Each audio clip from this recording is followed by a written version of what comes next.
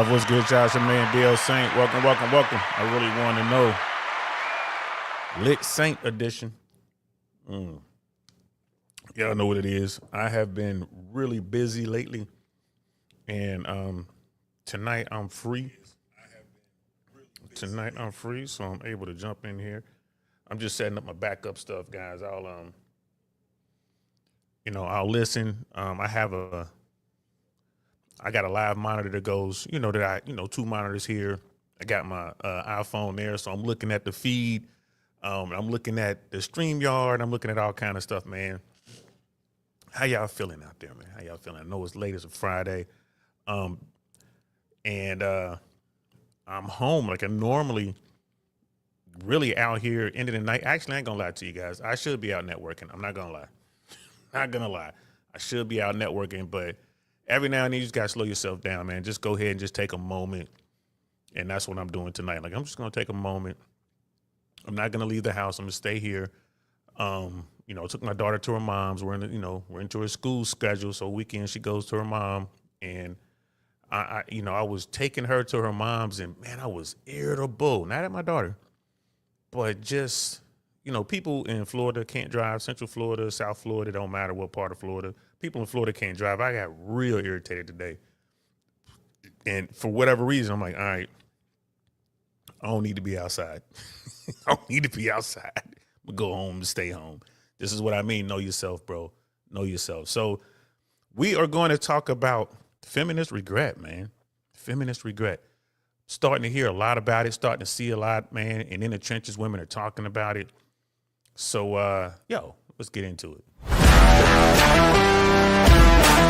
And we are live. What's good, y'all? Welcome to the I Really Want to Know podcast, y'all.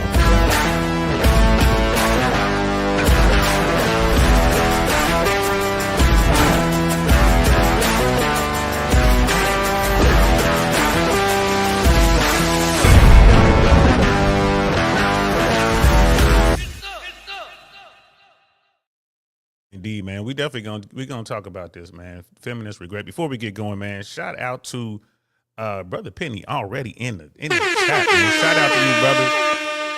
Yes, pop-up stream. You know what I'm saying? It's time to do a little lit saint. Why not? Let's do a little bit. Actually, I'm not lit. I'm just sipping on a little something. This is the first and only glass for tonight. Bro, one thing I did notice, I went to the local grocery store, stopped in and picked up a couple things. And here in Florida, they have the adult beverage section outside like a separate store. So you have like the main store front, you have to leave there and then go next door, and then you can buy adult beverages there. Same brand name, like here's Publix. So it's like Publix and like the Publix wine and spirits or whatever. I go in there and I was like, you know what? I'm just going to pick up a bottle of Baseline Hennessy, haven't had it, just VS, haven't had it on the bar in a while. And bro, they wanted $50, man. $50? Nah. It's like, what's going on? It could just be Publix. It could be the tariffs.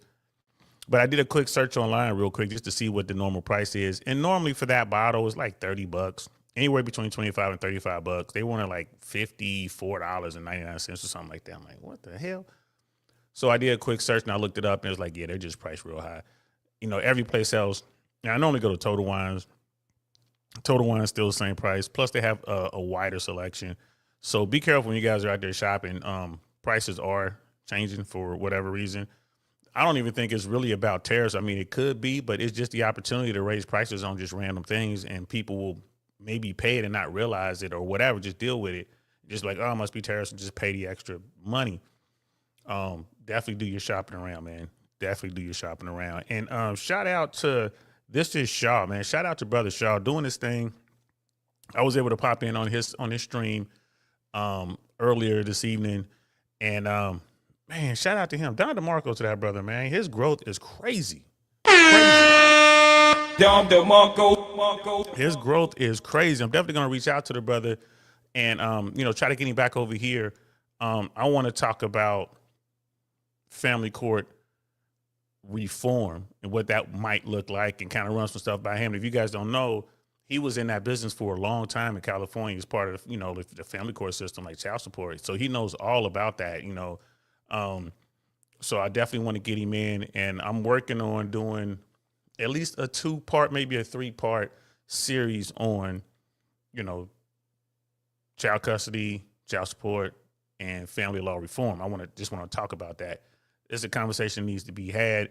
Bro, I ain't gonna lie. I wish I had an extra $5 million sitting around. I would go right to Mar-a-Lago, drop that money off with all my paperwork, and I'm like, here you go, President Trump, just need you to sign that. That's the executive order right there. And right off rip, just do away with Title 4D. We're gonna save all that for that show. But yeah, man, it's wow. We need that. But shout out again to brother Shaw, man. He's doing big things, man. I'm just kind of checking him out. Like, subscriber counts going up there. He goes live and always has like a really good amount of folks checking him out on the lives. So shout out to him, man. I hope keep that going.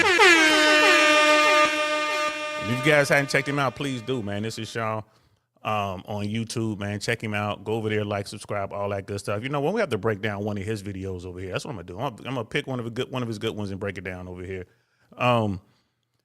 So yeah, man. Let's get into this, man. Feminist regret. It is a thing. It's 100% a thing. This feminism thing, by default, seems to be what most women say they want. They want to be boss babes. They want to be alpha, right? They want to get the bag and all that good stuff. And there's nothing wrong with that. Hey, do you, sis. I ain't mad. But they fail to account for hypergamy and the hypergamous wiring that they have. It's really hard.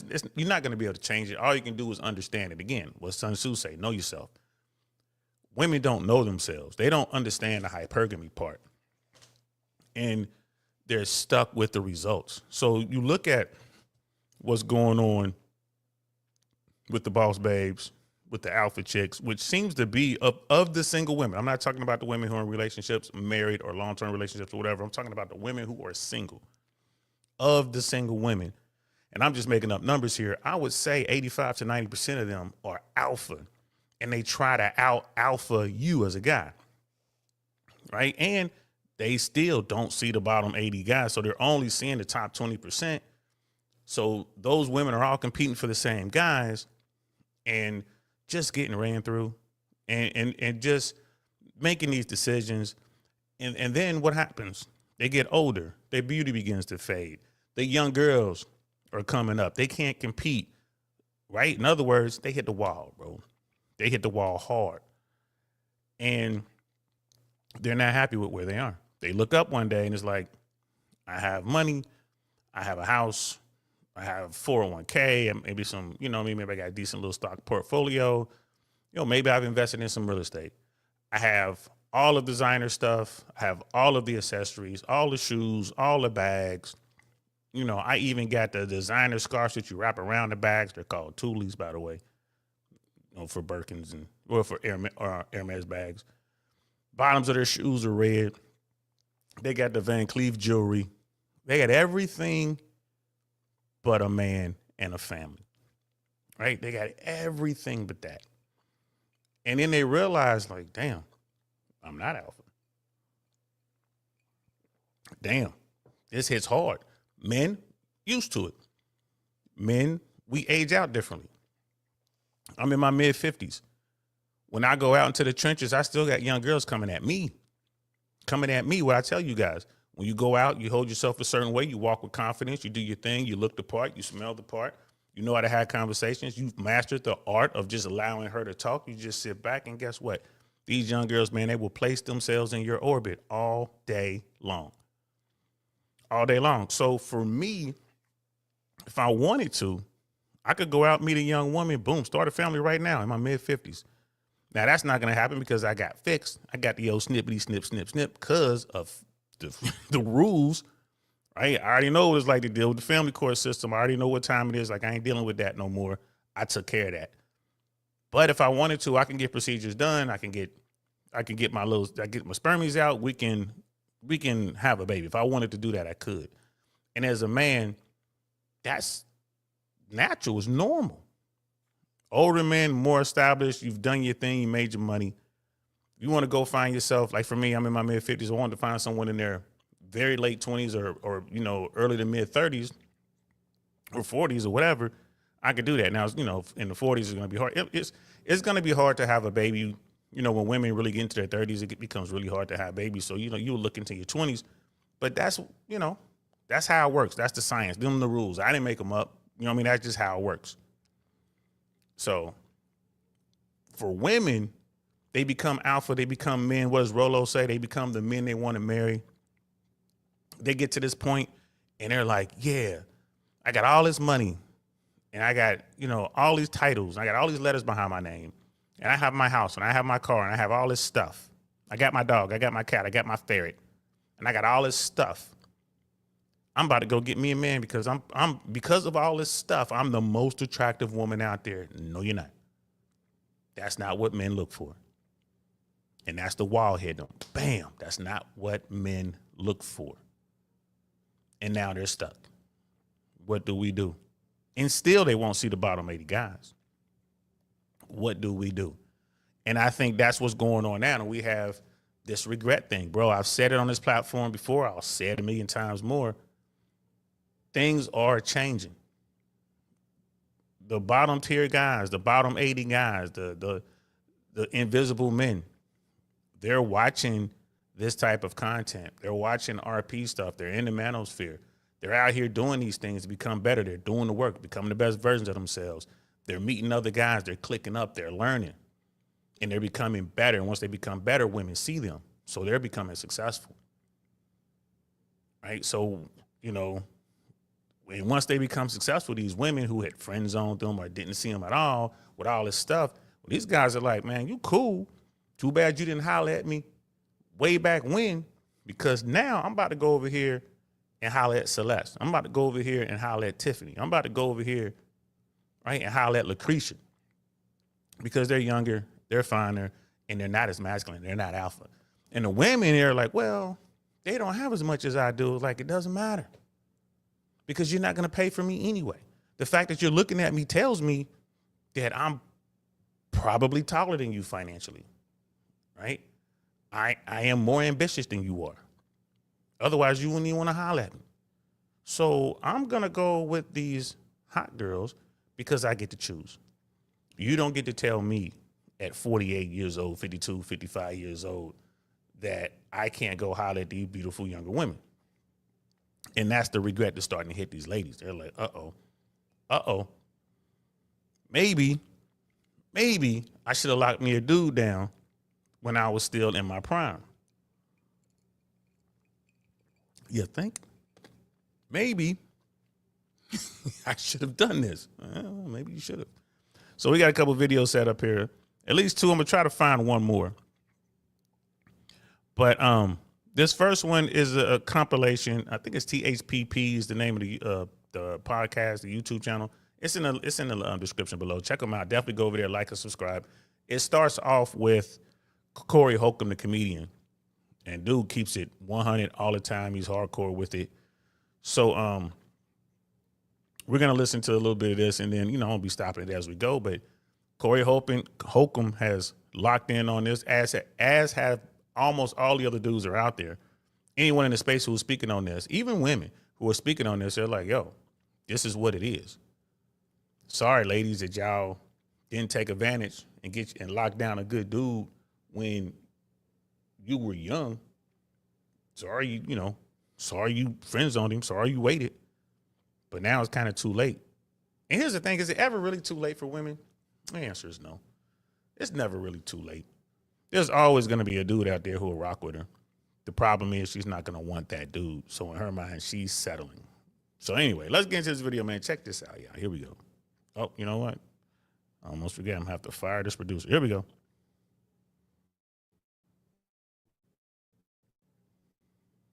No. It was a lady who was talking about she wouldn't date a bus driver.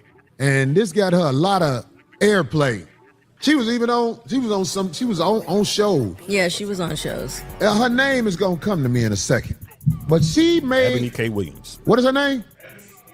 Ebony K. Williams said she wouldn't date a bus driver, but just had a baby artificially inseminated and that blew out monkey. Would you date a bus driver? You?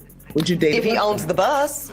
If he owns it. If he owns the bus. See, that's a problem. That's a problem. That's a problem. Okay. Because the standards and requisites, and I'm not talking about him laying on his sofa playing video games all day. I'm not talking about that. But the standards and the criteria that we use to measure men is off for who we are as women and who they are in this society. Black women are availing ourselves to all of the options that our hard work and circumstances currently afford us. And that means that single motherhood by choice is going to be an option that more and more Black women consider and even exercise. This is, she ain't lying. Ebony K. Williams is a brilliant woman. Like, she's extremely smart. Like, she's an attorney. She's a trained attorney. And she did all that. And then, she's carved out a niche in the mainstream media. She knows what she's doing. But she probably couldn't get the guy that she wanted because she has made a lot of money. I mean, over her career, she's done really well. She's doing her thing. She made a lot of money. So let's say that her net worth is, let's just make up a number. Let's say her net worth is $10 million. Okay, she's worth $10 million. She's doing her thing. Let's say she's pulling in, between $8 and $1.2 million a year. Right? She's not going to talk to a dude who's like a bus driver. She ain't going to want to holler at a bus driver making $60,000 a year base and then maybe add another $10,000 to that or whatever with overtime, $70,000. $70,000 is respectable. She ain't going to holler at him, like she said, unless he owns the bus, unless he owns the company. Right? And it leads you to make decisions. You're like, as a woman, I'm go out here, you know what? I don't need a man to have a baby. I'm going to use science. I'm going to get my own baby. I'm going to buy some sperm, get my own baby. But what's going to happen? She's going to be raising that child. And here's the thing, man. When you have a child, man, first time you lock eyes with your baby, it changes you. You want to provide everything for your child. You want your child to have everything you didn't have and way more. You want your child to be raised better than you, to have the universe, everything. So she's going to be sitting there. She got this baby. She's got all this money. She has all this stuff. And she's in a house alone with this child. She's going to want her child, her baby, and I think it's a baby girl, to have a dad or to have a stepdad or someone, that male, masculine energy in the home. She's going to want that. And guess what she's going to do? Whatever she has to do to find that dude. Now it doesn't matter that the guy's not making as much as she does a year. Now it doesn't matter that the guy's net worth is less than her net worth. All that matters is she's going to provide the absolute best and do what she got to do for her child. So she's going to wind up with a dude.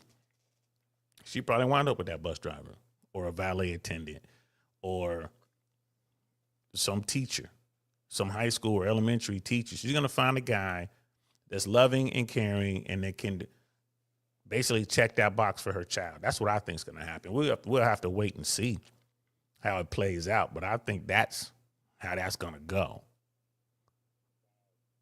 Right? That's how it's going to go. But to do all that, to be able to do all that, to be encouraged to do all that, to tell other young women to follow in your footsteps, that's the regret part. I think that women are going to continue to go through this probably I think we might have one more generation. I take that back. We've had the last generation of fully independent feminist women. I think the generations that are coming up now are watching, like the young girls from my daughter's age. Just, my daughter's 16. She's watching. She's looking at what's going on. She has this technology. She can check stuff out on social media. She can see what's going on. She's talking to her friends at school. And I think that this generation is like, you know what? I'm gonna make sure I got my education. I'm gonna make sure I can take care of myself. But I bet you my daughter's gonna I guarantee you my daughter will prioritize finding herself a husband and prioritize that over having a career. Why? Because I'm gonna be in her ear telling her to. Like, yo, this is what you should be doing. You should be hollering. This, Holler at little Jimmy over there. He cool. Stay away from Bobby over there. You know what I mean? And you know what I mean? Levante over there. Stay away from Levante. Stay away from, stay away from Hunter over there. But because she's going to have her dad in her life that's going to be putting her on game. And then someone like Sister Ebony K. Williams is going to be looking at that like, I need that for my child. And I think the barriers are going to come down. Brother Damien's in the building. What's good, fam?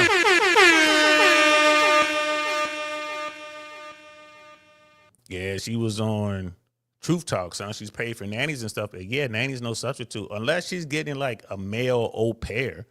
But the thing is, she's gonna want her child to see a relationship between mom and a significant other. That's what I think. We'll see. We gotta keep our eye on it, bro.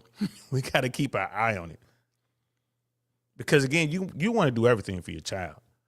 But it's, to go like, this is what I'm gonna do. This is, I'm gonna go buy some sperm. I'm gonna use technology. I'm gonna impregnate myself, and I'm just gonna raise my child, and it's gonna be fine. Nah, it ain't gonna be fine. It ain't gonna be fine. And when her daughter, I believe she has a daughter. When her daughter hits 15, 16 years old, that's when it's really gonna come home. And I'm here to tell you, man. I'm pretty sure that Sister Ebony K. Williams was going to speak on this. She may even do a book on this, to be honest with you. She's going to document this experience. And she might be one of the main women later on saying, this is not the way. Talking to the young girls like, this is not the way. Find you a dude. Because Ebony was fine. She had every opportunity to come up on some really good dudes who absolutely loved her, adored her. I guarantee she did. Going through college and all that, guarantee. Early in her career, guarantee it was dudes trying to get at her. But it's like, nope, career first, career first, career first. And as she kept making more and more and more and more money, hypergamy dictates, you got to have a guy on your level or higher, preferably higher. So this is, this is where she ended up. Let's continue. This is the definition of insanity, ladies and gentlemen. The brother who passed, the day was happy he passed. Okay. Said, he said this. Can't make this if you want to. That is insanity if you ever saw it. And now back to your regularly scheduled program.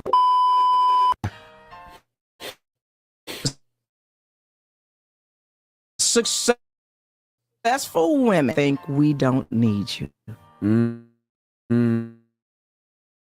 I need you. I need you. You can work at the gas, barbecue chips, and a full tank of gas. I was ready to say, and then I'm going to gas. motivate you to buy the gas station you work in. Women have been duped. That whole feminism movement ruined everything, where women were made to believe that we don't need a man, get to the bag. I saw a study the other day that said women prefer their dogs to a man. Women would rather have a dog than a man.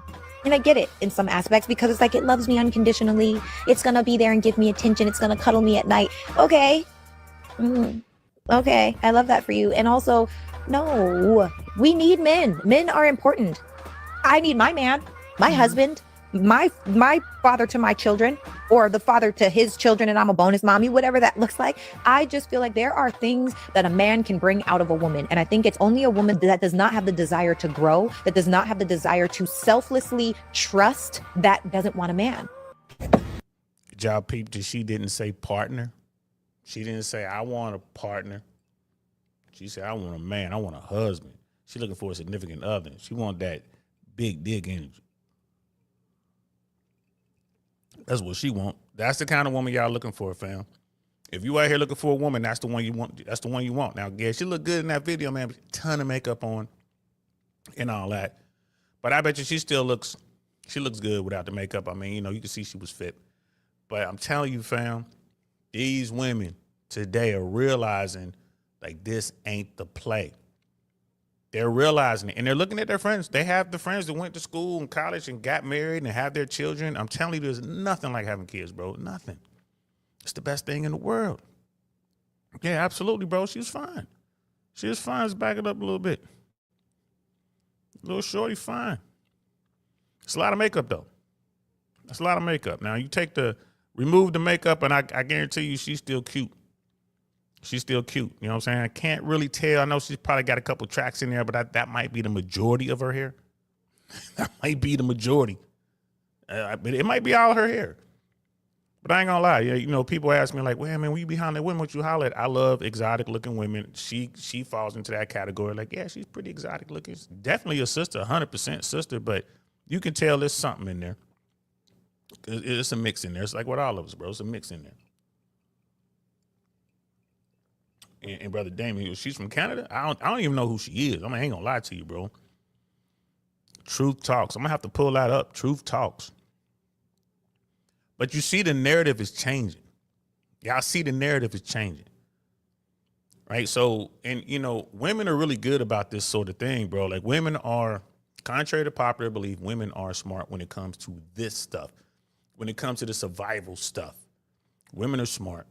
What hurt a lot of women is the technology and the illusion of endless men. That's what hurt. That's what hurt them. Like, oh, it's just this illusion out here. Like, it's just so many men out here, and it's not. Especially when they all go after the same dude. We've talked about it on this platform, bro. Women share men. That's how it goes down. They'll do it, right? Sometimes they only do it for a short term. Sometimes they'll do it for the long term. Sometimes they'll marry. You look at different cultures on the planet, man. Women are, what they got, the sister wives or whatever. You got the wife and the other wife and the third wife and the fourth wife, and they all, bro, they'll do it. Now, you can't legally marry multiple people in this country, but, bro, I know dudes that they got women like that. Have them around. They know each other. There was a basketball dude. Plenty of basketball guys be having his girlfriends at the game together. They're like, yeah, my girl's fine, dimes. They hang out. But dude was like, you gotta pay for it. You know what I'm saying? You can't buy one girl a Birkin and the other girl a Kelly. You got to get them both the same. You know what I mean? You can't buy one girl a Chanel and not buy the other girl Chanel, or get a girl Louis Vuitton and not buy the other girl. You know what I'm saying? So you buying two of everything at a minimum. Right, and when you're traveling, you gotta take care of that. Like, it is what it is. That's her name? Sarah Fontenot? What is she, like the Quebec side of Canada? Sorry, love, if you're watching this, I didn't mean to mess up your last name, but I'm Cincinnati Public Schools, not the best system. Not the best system. I'm working on it. I'm still working on it. And it's funny too, because y'all know I be hacking up a bunch of this stuff, man. So that's a link. Appreciate that, brother. I'll jump on. I'm gonna hit that link before we're gonna finish this video. We got another video, and then I'll hit that link when I'm done. But bro, women see the play, man, and I'm working to get more women. Women are hard to get to come on camera, man. They're so camera shy, and then the ones who want to come on camera, man, they flake a lot. You gotta, man, it's hard to get them on camera, but I'm still working on it. I got a remote kit that I carry around in my pocket, right? So I have, I got the wireless Bluetooth mics that, I carry with me. And I have like a small stand that I carry with me. And, I catch women in the moment. So what I'm trying to do now is, hey, would you be willing to have this conversation on camera? Sure. Hey, I can set it up right now. Let's do it right here. And I want to have just quick little conversations and then just be posting them. I'll probably get to a point where I'm going to have to, shove them together, kind of edit them, maybe do a whole show and review them. But I'm going to just do some quick ones, post them. As soon as I get them, post them. And then maybe we'll do a review show when we pull them all together. But I definitely want to, I want you guys to hear what these women are saying in the trenches, bro. The consensus has changed. I mean, it's still like they want to be secure. They want to take care of stuff. But the boss babe thing, bro, they're like, look, they don't want to be alone. They're seeing too many women who are alone. And they don't want to end up like that. No one wants to be alone, man. We don't want to be alone, right? As men, women, they really don't want to be alone. It's just in their mind, they believe that they're going to be able to get their Prince Charming. It's like, nah, ain't enough of them. You're going to have to get realistic. Remember, on a scale of 0 to 10, the vast majority of us, 80% of us, in my opinion, fit between 4 and 6. Right? That's it. That's 80%. That leaves 20%. So 10% fit between 0 to 3, and then the other 10% fit between 7 to 10. That's my take on it. That's how I see it. You know what I mean? Brother, like Truth Talks is a daily during the week. They just partnered with Roland Martin oh, for real? That's what's up. I'm going to check that out. I'm definitely going to check that out. And while I'm thinking about it, man, shout out to Suzette Speaks, man. Let's give her a Don DeMarco. Suzette is doing her thing. She has a radio show, and she'll simulcast on YouTube when she's doing a radio show, so you can see her behind the scenes, man. Shout out to her, man. I hope you guys are still supporting sis, because she's doing her thing, man. And like her public speaking gigs, like she's hosting a lot of events. She's doing big stuff down there in South Florida, bro. Like from Broward all the way down to Dade, man. She's really taking care of business. So and she's busy too. I have to reach out to her. Like when I see her when she's doing her thing, I'll send a message in the chat. But I haven't sat down and talked to Suzette in a minute. I'm gonna try to get on try to get a call. Like I know she's busy, but definitely keep supporting her, bro. Keep supporting her. Yeah, Suzette is definitely doing her thing, man. I'm so proud of her, man. But keep supporting Suzette. Just watch those videos, play those videos. Because she doesn't have the time to do YouTube as much. So when she posts that stuff, man, make sure y'all go over there and watch them joints. Hit the like, share, all that good stuff. Because she's going to need it. And then once she figures out her time, I'm pretty sure she'll dedicate more time to YouTube. But yeah, man, I love watching her growth. I love watching everybody's growth, man. Everybody's growth. There's so much space out here for all of us. So much space. I don't know why people be fighting this YouTube stuff, having drama and all that, man. It's so much for everybody, man. It's a big planet. It's a big planet. There's a lot of people out there. But let's continue with the video. A woman that does not have the desire to grow, that does not have the desire to selflessly trust, that doesn't want a man. Man, I feel lied to by the culture. But I'm going to take full responsibility there, man. I fell for it. I fell for the boss, I could do everything by myself, that hyper independent goal. And then I'm gonna motivate you to buy more gas stations. That's right. If that's what you want to do. Now, if you cool working at the gas station, I'll make sure your shirt is fresh and iron. Nate, because your real name is Nathaniel. I'm gonna make sure, but I always say Nate. I'll make sure your shirt is ready. Give me some sugar. Now go work at the gas station. I'm gonna scoop around, get me a tank of gas. I need that 91 octane, baby. There you go. And I'll see you later. See that part right there, bro?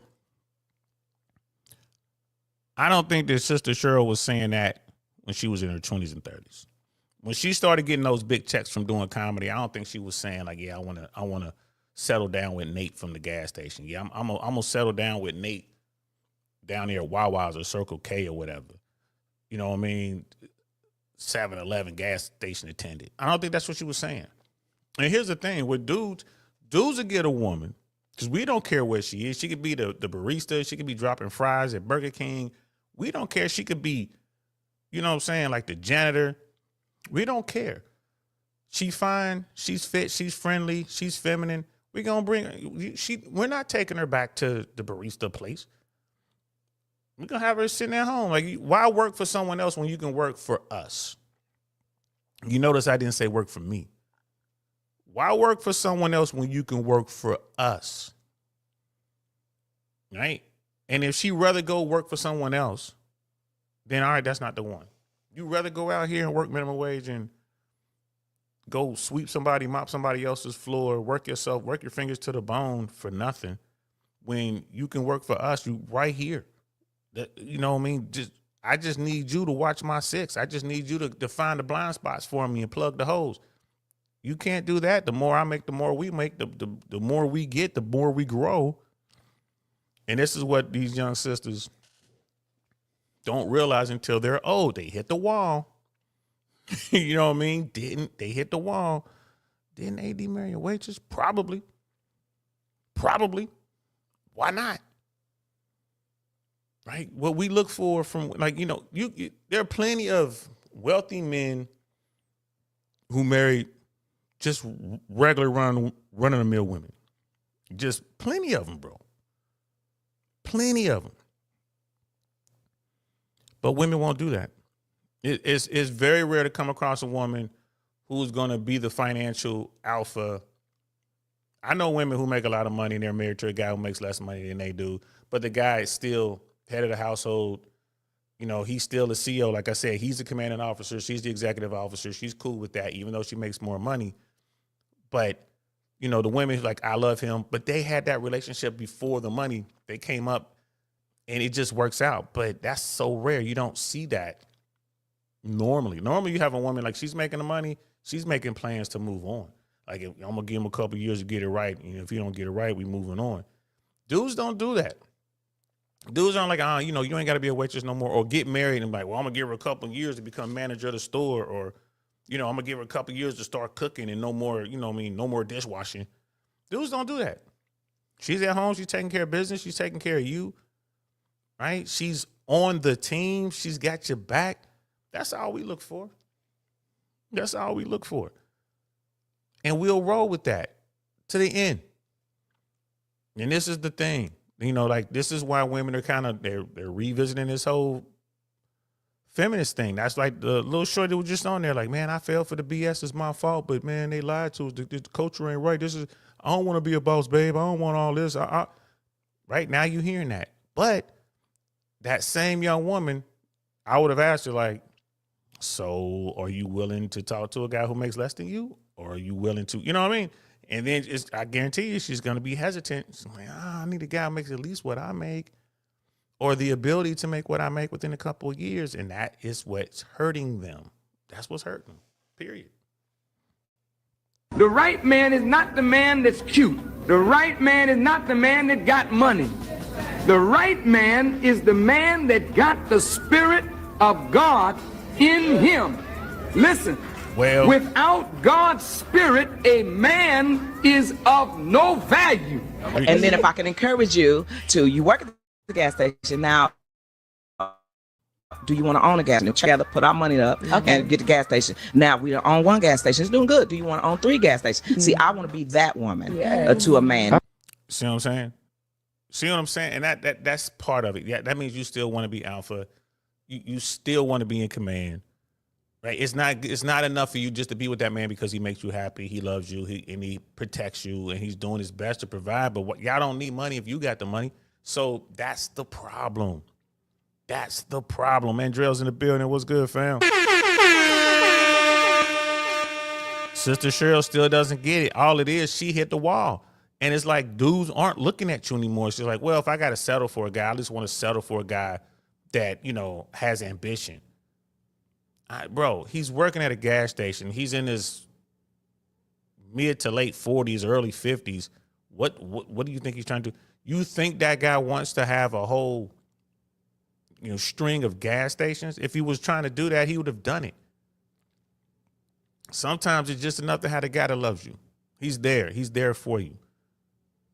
You know, but women still like this stuff. Like, well, I'm gonna make sure, you know, he's working at the gas station, but you know, I'm going to encourage him to be the manager and then own a gas station. And we're going to put our money together and we're going to get a gas station, then another gas station. And next, before you know it, we're going to have, it's like, nah, sis.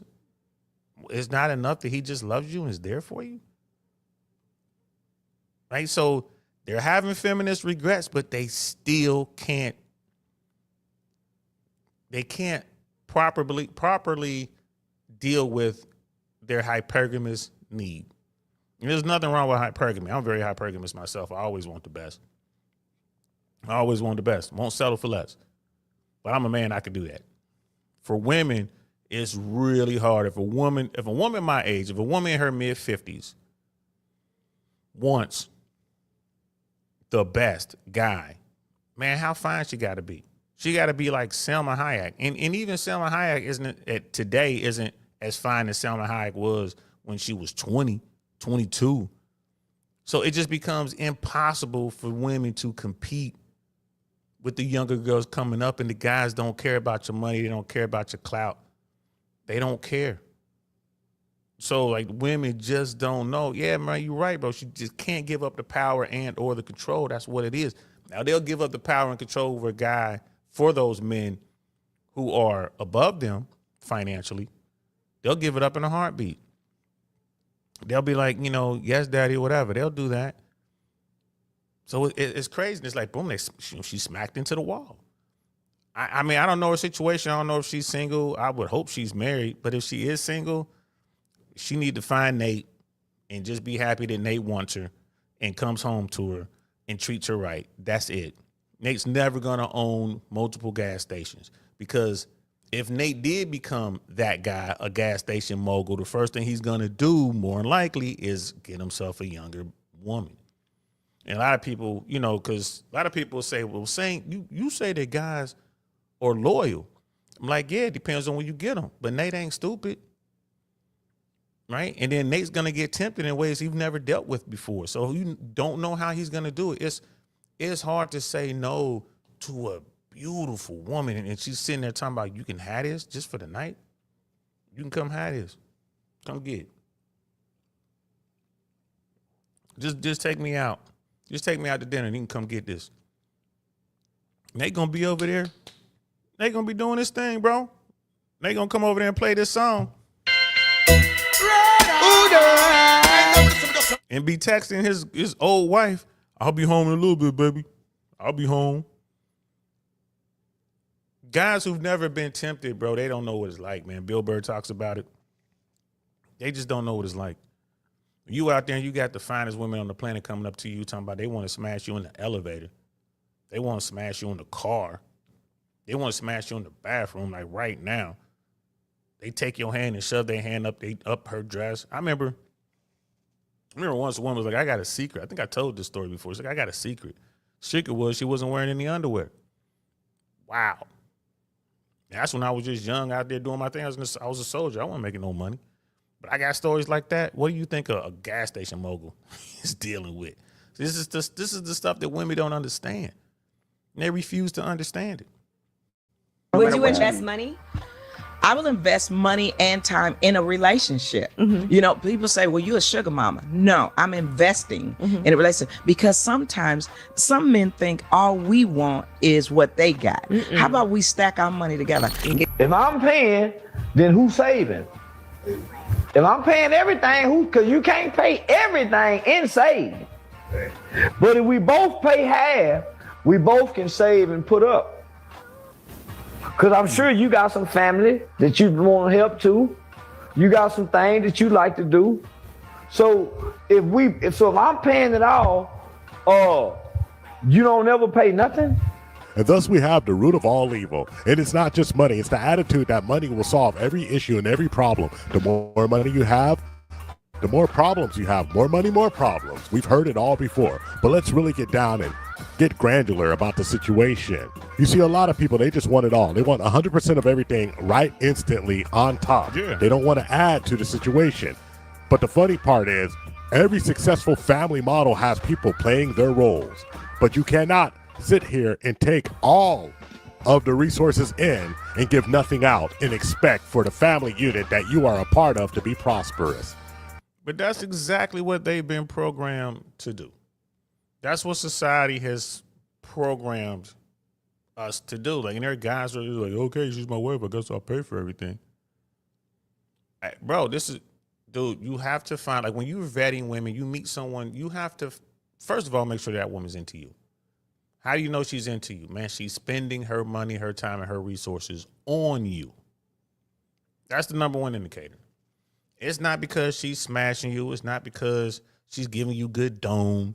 It's not because, you know, she'll get dressed up for you in a dress that you bought and wear makeup that you bought or not. Nah. The woman who puts her stuff on pause, the things that she wants to do, she puts them on pause so she can bring you lunch. She puts her things on pause so she can go get your dry cleaning done. She puts her stuff on pause so she can help out around your house, clean up your home. That means, and for nothing, she don't want no money, she ain't asking for nothing. That's the woman who's into you. If she's doing that, bro, you off to a really good start. And then you take your 2 years to vet. Like, those women are hard to find, but when you find them, bro, don't let them go. Vet them properly. When you find a woman who's doing that, she's investing, like Cheryl's talking about, I want to invest. Nah. She's looking for a dude that she can use her upfront money, her investment, to get him to stay with her. Why? Because She's not young and beautiful anymore. She's not, it ain't tight no more. It's loose. It's going to be hard for her to find a guy. And she's still trying to find the best guy she can. Now, okay, she ain't looking at the top 20% no more. Can't get that. But of the bottom 80, she's going to get the best guy she can.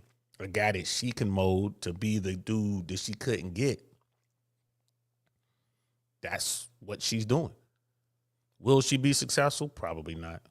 Will she be able to find a dude? Absolutely. Absolutely. So many women out there who are, like I said, 0 to 3, right? But they can get dudes. But can they get the dude that they want? The answer is no. If she could have gotten the dude that she wants, she'd have had him already. So either she passed up on the dude she was supposed to be with, like Anton said on the Fresh and Fit platform, like you done passed up the dude you was supposed to be with, friends on him or something, or just left him in the dust. And now you're sitting there like, oh, you're past it. I want that guy now. Like, he done found him something. He done did the work. He found the manosphere. He found the red pill. He did the work. Went out there, got himself together socially, got his gear together, got his fashion together, got his, his cologne game together, got his money up, got in shape. Bro, last thing he's going to do is holler at you. And it's easy for men, as a man, it's easier for me to burn excess fat and weight than it is for a woman in my age group. I mean, it's easier for me to burn it off and get my muscle back than it is for her to burn off hers. So it is what it is. This is called the fallacy of having it all. Yep. And feminism has done a great job of lying to you ladies, perpetuating this fallacy to the forefront with impeccable marketing, fooling some folks into thinking that they can have it all, or even worse, do it all by themselves. Listen, it's an impossibility that you can have everything. And the feminist movement screwed women over in a lot of ways, where it was like, okay, you can have it all, and which is just not true. And what ended up happening was the women felt overworked. I mean, it was one or the other. Either the women didn't end up having families at all, right? And they were just like, no families whatsoever. And then they told women, you have to have it all and you'll be fulfilled. And those women were like, bullshit. I'm just stressed. That's all it is. I'm doing all of the house cleaning. I'm doing all of the child rearing, and I'm completely stressed. And I'm working and earning all the money. So I'm just totally and completely stressed. So the bottom line is stressed and lonely. Stressed and lonely. Right? And then you get locked in your ways. So you get to a point where you can't even meet a guy. You can't meet him where he is. You don't even know how to date. You're so alpha that the guys just sit back like, nah, I ain't dealing with you. And then, like in that example they just had, you talking about a woman who has a kid, like you single mom? Man, it's so hard. I be telling single moms, like, yo, you a single mom? You better holler at some of these single dads, right? And or just wait until your child's grown before you try to have yourself a significant relationship. But they're looking for a father for their children, so that's what they're doing. So it's not even like they're looking for a dude for themselves. Now, the single mom is fine. She's got her head on halfway straight. She'll be able to find some dude that want to be the stepdad, step up, and all that kind of stuff. But if she's not super fine, the guys are gonna want her. She ain't gonna want. So, I mean, it's tricky. If you're a woman out there and you're a single mom, it's tricky. I get it. It's hard. If you find you're a single mom, yeah, you're going to be able to find some dudes, but these top tier dudes, they're just going to be pumping and dumping, smashing and passing. It's going to be hard to find a guy that's going to want to be with you because you got to take care of you and your kid and or kids. I mean, that's a big ask, especially if you don't have any children. Now, if he's a single dad, and let's say he's like, victim of a divorce or whatever, he's just doing what he's got to do, maybe. But that guy's not really going to want to get married again, although a lot of people who get divorced do marry right away. I don't know. It's just tough. It's just tough. And then guys look for youth and beauty. I mean, it is what it is, ladies. If you fine, they going to holler at you. And if you're not fine, they just going to bounce up and down on you and then move on to the next one. That it's not money. It's not money that makes you the head of household. It's utility. It's the ability to ease, to bring comfort, to work together as a unit. A lot of these modern ladies don't understand that. They walk by the good guy, the garbage man, the gentleman who's doing that blue collar job. These ladies are looking for that Birkin bag, having breakdowns when they're getting approved for something that they don't even really need. Something that's made in China, slap the made in Italy tag on it, and you are falling for the marketing, getting ripped off. 7 ways to Sundays. And this, yo, Air Max is not made in China, bro. They still do what they do. It's those other brands probably, and I'm just checking with people that I know in that business. It's so hard to get a Birkin or a Kelly. Man, it's so difficult, bro. It is so difficult to get one of those bags. And the way that they do it, I'm gonna do it showing that my cousin, she has multiple. She is, she's doing her thing, and she knows all about that. I don't know if you guys know how they do that, but it's crazy. You were talking about having a market cornered. They have the best business model ever. And they're not getting their bags made in China. But other companies are. So you got to be careful, ladies. This is where we are today. I wouldn't want a man to break the bank trying to impress me because you can't do it every day. Now, if you got it, you ain't got to do it either. Keep it. I need you to keep it. What if you spending all your money trying to get some, and when I ask you, hey, nigga, let me hold 500. I ain't got it. As women, we so used to being the man and the woman in our relationship that we don't know how to fall back and just be the woman. There you go. And I know how to make a sandwich. You want cheese on your sandwich? What you need? I know what to do. I want to pick up the dry cleaning. I want to do what I saw my mama who raised me and who was married to my father. I want to do what they do. I want to be the wife. But with God's Spirit in a man, he becomes to the woman that which the originator intended him to be. Now, when you sisters fall in love with a man like that, you desire to have a child for that man. You don't want just to be there for him when he comes home. You want to have him again. Are you okay being the bread? It was funny what she said, though. Remember, she was talking about the making a sandwich and all that. It's funny that the last time I tried to holler at a woman being a good boy, be a good boy. Last time I tried it didn't work, obviously. But I remember I made sandwiches for a lunch. Like, hey, let's just do lunch, whatever. I was trying to here's the thing. I wanted to just I'm going to pop up at the job because y'all know I'm retired. She was still working. I'm going to pop up at the job. I brought lunch. Hey, let's just quick little lunch or whatever. And she reluctantly did it. She didn't want to do it, but she reluctantly did it. And we sat down, we had sandwiches, whatever. I made extra, so she took some away with her. And she just kept telling me how much she loves the sandwich. And then she gave some sandwiches that I made to her friends who were in town and how much they loved the sandwiches. And, I thought back on it, and then I thought back on that whole situation like years later. I looked, I remember looking at Instagram photos, like pictures she had posted, and she was out in my neighborhood. She was 10 minutes away from me, out with her people. They were all kicking it. And it was, other dudes there. So you knew what time it was. It's like, damn. But again, when your head ain't right, you mess up the game. And again, I never hate the players, bro. If you don't like the game, that's one thing, but never hate the players. You can hate the game, but never hate the players. So she basically had her dude, the dude she wanted was around. That's why she didn't want to have lunch with me. That's why she wanted to keep her distance from me. She was the dude that she was, her backup guy, whatever, was around. She took those sandwiches I made and gave those sandwiches to her backup dude and her other friends. And they were, talking about how good the sandwiches were, because I'm a cook. I know what I'm doing.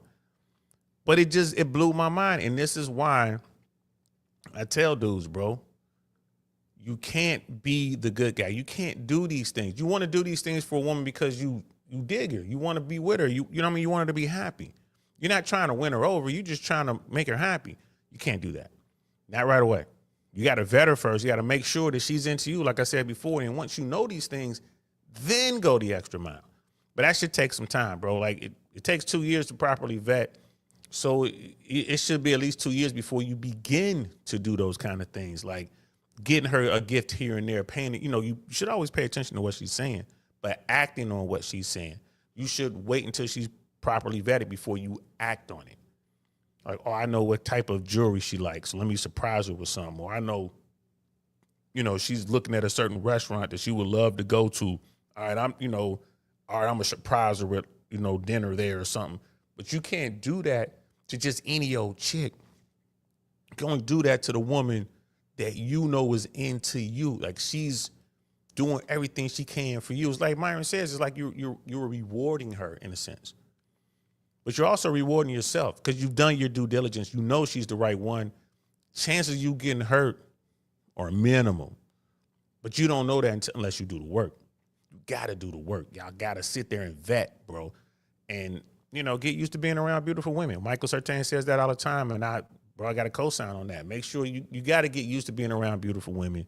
Get your game up to where a beautiful woman doesn't faze you. Like, for me, dealing with a 10 is the same as dealing with a 0. They don't faze me. Yeah, I want to spend more time with the 10 because they're beautiful. But they're going to give me the same shit that the 0 gives me. And that's something that a lot of guys don't realize, that the same thing that 0 would take you through is the same thing the 10 would take you through. You just tolerate the 10 because she's beautiful. That's all it is, man. Let's continue. Winner in a relationship? I'm not the breadwinner in the relationship. You mean any man I'm with? Yeah. I'm not the breadwinner in the relationship. But would you be okay if you were? I'm not. No, she wouldn't. There's no man I know from you or he got a regular job. He work at a warehouse. He is the head of the household. He is the breadwinner. Polite savages. Let me tell you something, and don't you ever forget it. Success is nothing without someone you love to share it with. Ladies and gentlemen of Polite Savages, what happens when you stop falling for the marketing, when the blinders are lifted from your eyes and you start understanding the way that things really are?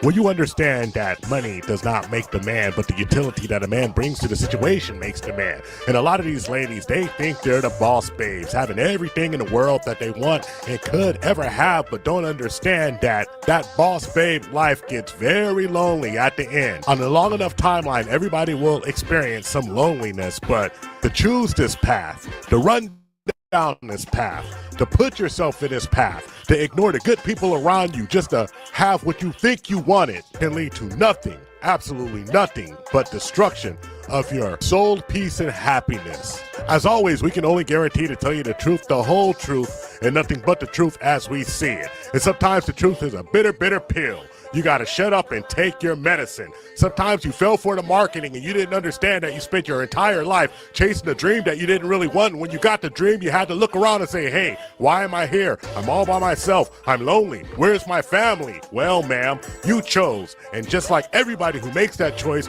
you got to live with that choice. So there's nothing left to do but get on up into it. Oh, my goodness. Y'all see the big chick right there, Big Shirley, got some dudes in her DM. Yeah. Big Shirley got some dudes in her DM.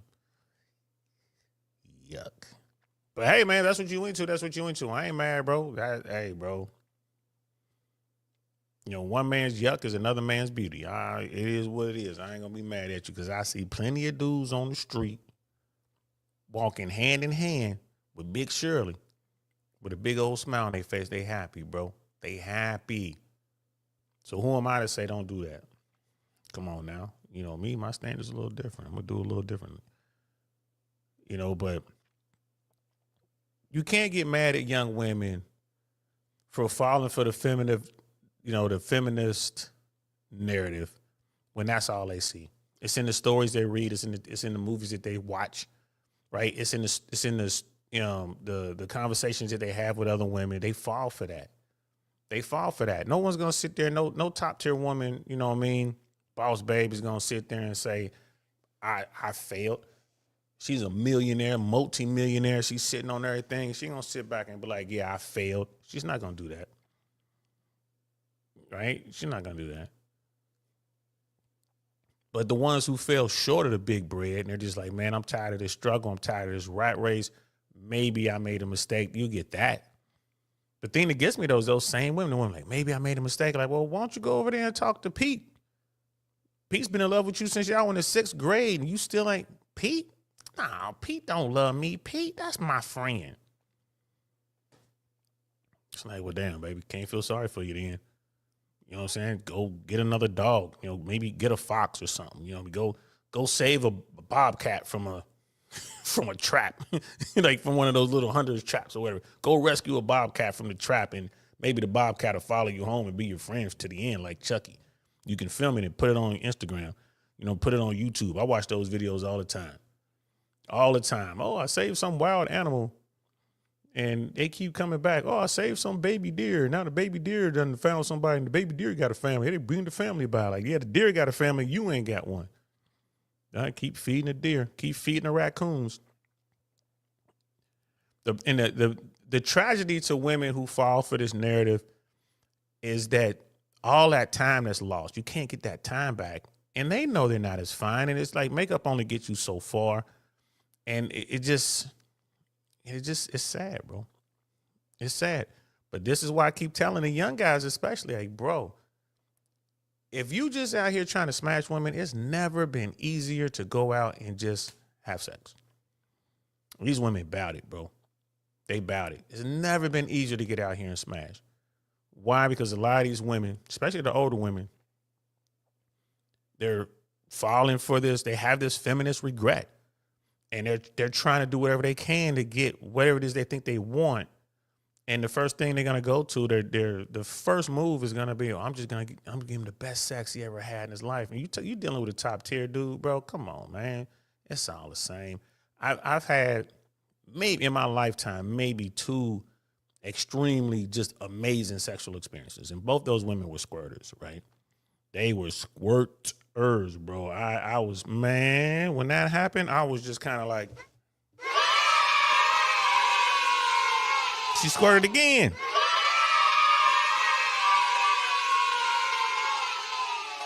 Bro, I'm telling you, man, that was it. That blew my mind.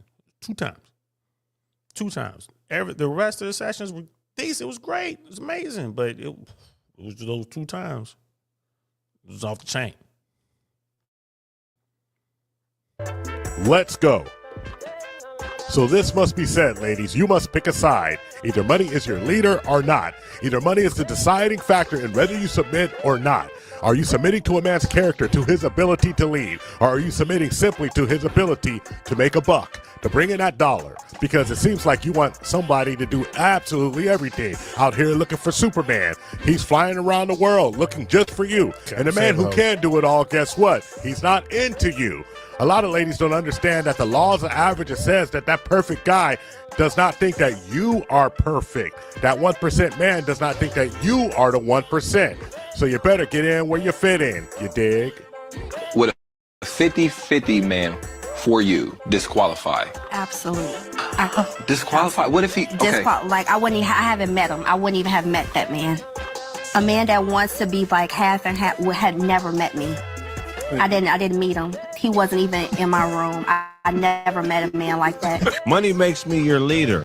Man, did y'all see that? I mean, it never ceases to amaze me how just a random average looking woman who's older than average, like that one that we're just talking, the 50-50 thing, it just shows you the simpleton thing. And that's the problem. I think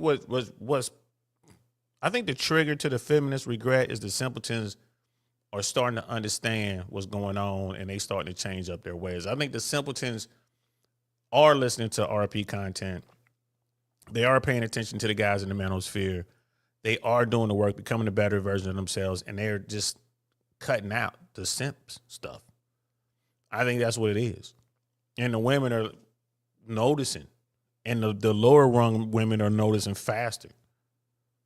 Right? Because my thing is, yo, bro, if you're going to simp, like the story I told you about the sandwiches and all that, if y'all saw the woman, y'all would be like, yo, Saint, for real, you should go holler at her, bro. Like, you should go ahead and make that happen, bro. Little shorty is dying. I give her 8.5 on a bad day. Just cursed with beauty. Fine, bro. Fine. Colombian, but, raised here in the States, but dual citizenship, actually. Born in Colombia, came here, got naturalized. So, you know, she's a U.S. citizen, was in the military and everything in the U.S. But, you know, damn. No bullshit. And then, you know, because I showed some of my people, this is her right here. And they was just like, their whole tune changed. They went from, man, forget these 304s. Nah. I showed the picture and they was like, yo, for real? Like, yeah, that's her. Here's a video. This is us at the crib. This is us. Yo. Like, yo, you should make that work, fam. Because men, you know, we're visual. And little shorty, damn. But nah, you can't let that shake you, and you can't let that shake your game. I mean, like I said, the tens and zeros, when it comes to just everyday dealings, that the BS you're gonna have to go through, man, they run you through the same shit. Tens and zeros run you through the same shit. The only difference is you ain't gonna take it from a zero.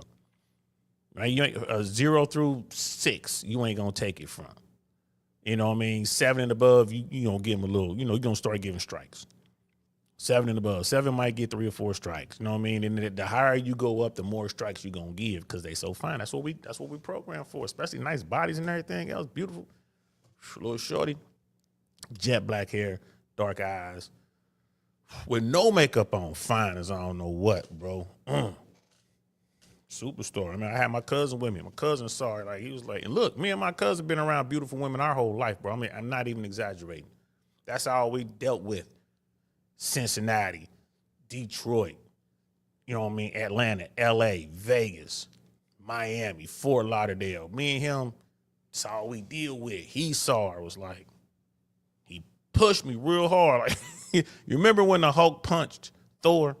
It was almost like that. He pushed me like that hard, bro. Like, is that her? Like, yeah, man, that's her. It's like, boy, like, hey, man, here's what it is. This is why you got to get your game together, guys. This is why you got to stay true to your game. Don't ever deviate. Stay true to your game because beauty is motherfucker, bro, and that's what we look for. We look for beauty. But when I see these barely average chicks saying the shit that they say, man, they be saying it in the streets. They be saying it in the trenches, bro. One girl pulled up next to me, started saying some shit. I started looking around. Like, who the fuck is she talking to? I'm like, pardon me, love, you talking to me? She was like, yeah, you know, I just wanted to give you an opportunity to buy me a drink. I laughed and walked away. And I shouldn't have done that. I shouldn't have let crack. I mean, she was crushed. But what? This chick right here was a 4. Done up 4. Nah, for that, I needed way more alcohol. Like, chubby, flabby, tattoos everywhere, bro. The Venus flytraps, the hair hat, all that. I couldn't believe she said that shit. I bounced. Now I'm pretty sure it was a dude to jump right on her. He probably saw a moment she was weak, slid right over there, tried to holler at her. He probably didn't get nowhere, bought her a couple drinks or whatever. He probably didn't get nowhere. Stay true to your game, fellas. Stay true to your game. I don't care how fine she is. Get out there, stay true to your game. Period, point blank. If I give you money in exchange for services, it don't have to be sex. It don't have to be sex. It could just be things I need to get done. That makes me your leader in a certain situation. So I think a lot of times people, they don't like to be in a position where they feel like somebody is dominant over them because they have a misconception of what leadership is. It's like if you need somebody for anything, you know, that's just a human condition. So if you need somebody or you see somebody else dealing with somebody because they need them, because your ego tells you that's not right, doesn't mean that it's wrong. You know what I mean? Let's get back to the points that the good sister. And what dude was talking about, bro, I mean, you know, my thing is master your game when you're young and just never forget your game. Never leave your game. The game I ran when I was young, when I was broke doing my thing, is pretty much the same game I run today. You know what I mean? With very few exceptions. Like I don't mind buying a drink for a woman. You know what I mean? I'm an old refined gentleman. Of course I'm gonna buy a drink. I don't mind when I meet a woman and we've gone through the ice cream dates, we've gone through the smoothie dates, we've gone through, you know what I'm saying, the free yoga in the park. We've done those, like, you know, start to see that she's pretty cool. She wants to spend time with me. She ain't really trying to get no money. That's when I'm gonna take her to a nice restaurant, and I will take her to, because I'm a foodie. I'm gonna take you somewhere. Now I'm gonna show you what I know. Because a lot of women, when you talk to me, bro, ain't no hiding it. You can tell, like, bro, this dude, rough around the edges. Like, this guy, I could tell this guy done came from somewhere. He done came from somebody's hood. I ain't quite sure what hood he from. But he from somebody's hood. But then you get to, you take him out. Oh, this is nice. Okay, cool. Or he knows how to clean up. He cleans up well, that type shit. But you don't do that right away. Like, you don't meet a woman and then right away. I've done that. You meet a woman, I want to impress this girl. I'm going to take her. You know what I'm saying? I'm going to take her to EPLP or whatever. That was one of the hot spots in LA. Or, I'm going to take her to Mr. Child. First date. I don't do that shit, bro. Don't do that shit. Like, you really got to know who you're dealing with. Like, for me to take a woman to a place like Mr. Child first date, right? And then, like, I don't know, take her to maybe go see something off Broadway or some theater or maybe some spoken word or some shit like that, trying to look sophisticated. What's going to happen is, the beginning of that night, she was thinking, I just want to smash this dude because he rough around the edges. He's got a nice car or whatever. I like his game. Now you taking this somewhere, like, we're going to take you to Mr. Child, right? And then we're going to leave Mr. Child, and then we're going to watch this spoken word event that, costs a little bit of money. And then we're going to leave that, and then we're going to go to a cool lounge somewhere, or, back then it was like maybe a club or a cool lounge. We're going to go in there, some exclusive shit. Now she thinking, man, I kind of like this. I was just going to smash him.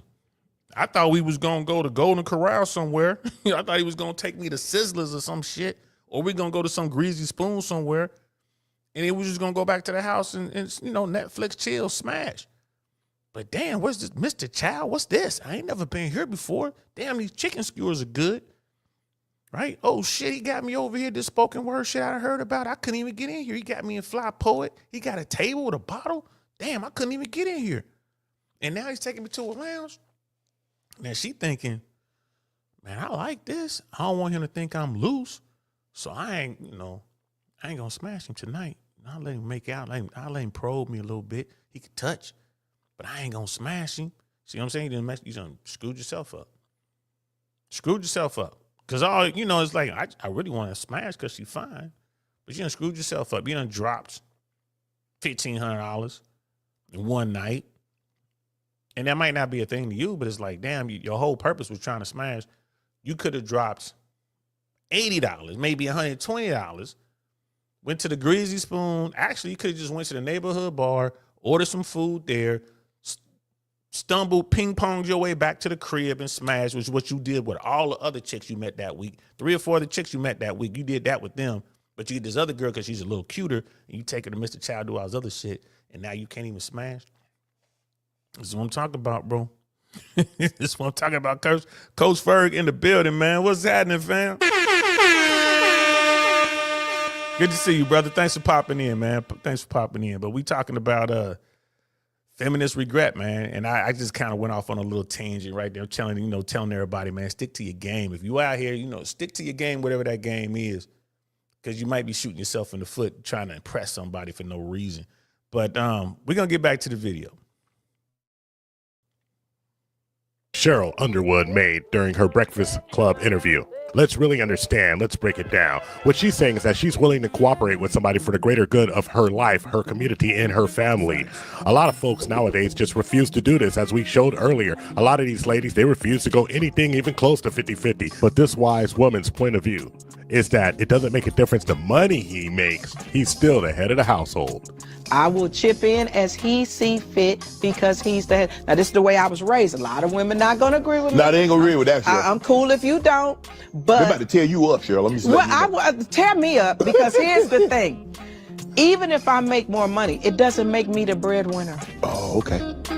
It doesn't make me the breadwinner. Mm-hmm. It makes me the baby. What you say you want to do what? Or what you want for Christmas? You want a pony? Okay, nigga. I got you. Cheryl, you know, like... What? The breadwinner, normally that person has the larger voice in the relationship. He's a man. He's going to have, this is what I believe. You got the money, you making the money. No, this is what I believe. Okay. I believe I am advice and concurrence. But the modern women, they're different. They don't want to pay anything. And if they are paying for something, that is to pay for their luxurious lifestyle that you are to assist in the funding of that. And if you cannot fund that, then they don't want anything to do with you because you cannot indeed fund that lifestyle that they believe that they deserve. Even though they're not a 1% lady, they couldn't earn this on their own. They have never seen this type of money. What they're living in is a fantasy. Beautiful lies have been told to these ladies over and over again that they must in fact have everything and have it all. And then they're the ones who do have it, the boss babes, the lady who sacrificed everything thinking that she had all the time in the world, that she could push her family to the back end, that she can get that fertility treatment and have them kids at a later age because so many ladies are doing it. Although the success rate is 20%, only 20% for the first time out. So it's going to take a lot of money and a lot of patience. Man, I feel lied to by the culture. But I'm gonna take full responsibility there, man. I fell for it. I fell for the boss, I could do everything by myself. That Little shorty cute, y'all. I mean, I wanted to stop it real quick. I don't know if she's got a filter on or did she put on some blush or whatever. It's probably a filter. You see that she's, showing a little bit of cleavage, got on the active wear. Nails ain't too crazy, right? You see all that. Women know what time it is, bro. Women know what's going to get a guy's eye. And, a lot of women will point to this young lady right here and say, oh, she's a pick-me. She's saying the right thing. Man, she's just keeping it 100. She failed to get the guy that she wanted. She shot her shot and she missed, right? And I'm here to tell you, she got smashed. You can tell she's fit. She's a cutie. Right? She got pumped and dumped. She got smashed. She got, you know what I'm saying? What Frisco kid said? What's my little sound button at? You know what I'm saying? What one of my favorite dance hall guys, man. What do you say? Tell what Frisco and say. You know what I have to tell them, say. Big up my girl on the side, cause of them flex the best.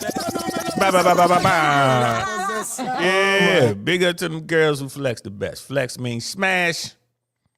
Smash. Big up to them girls who smash. This is one of them. Big up to Shawty. What's Media Man called them? We said they're good. They're useful to the group. Big up to them girls. Trust me, I done ran across my share. I mean, this is one of the chicks right here. She's cute. There's no reason on God's green earth, or I guess I should say God's polluted earth, that this woman right here should be single. No reason at all. There's no reason she shouldn't have a ring on that finger right there. No reason at all. Why is it that she's single? She couldn't get the guy that she wanted. She wanted a top tier man. She couldn't get him. Why? Probably too alpha. And she's saying it. I believed in this feminist stuff, and it cost me. Sure did. Right? But it's no reason. I see this all the time. I be seeing these beautiful women like, what? How? How is it you single? How is it this happened this way? How? No kids? Come on now.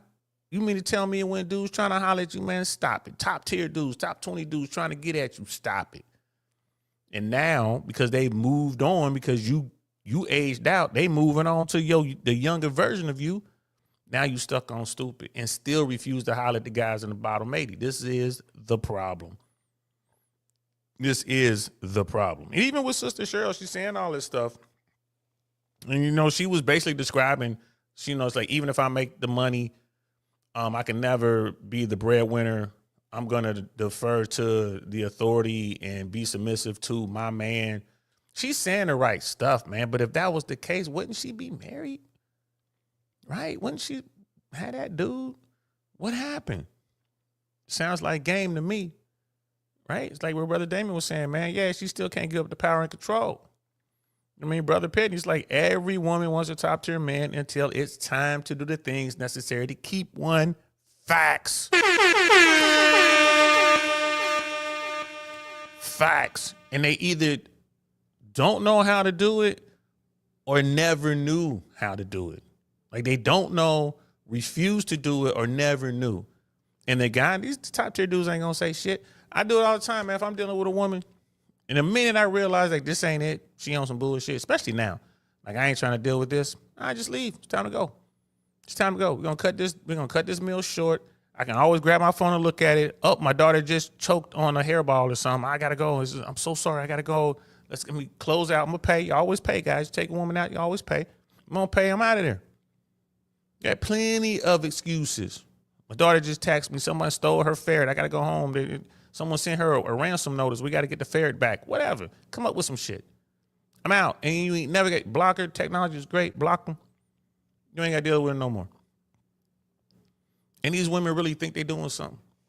They really do, bro. They really think they're doing something. They think that being alpha shit is what the guys want. We tell them a million times, like, no, that's not what they want.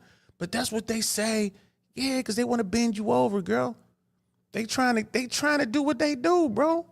Right? This is what it is. That's all it is. They gonna play this music and they gonna have you bend over, touch your toes, smack it, flip it up, rub it down. Oh no, I gotta go. The ferret's sick. Gotta go. Bye. That's what it is. And it's funny because women are smart and they know what time it is, but still they want to hold on to it. He said the ferret was sick. Girl, that he didn't make that up. He has a daughter. She has a ferret. Her friends are like, are you crazy? Hyper independent, boom.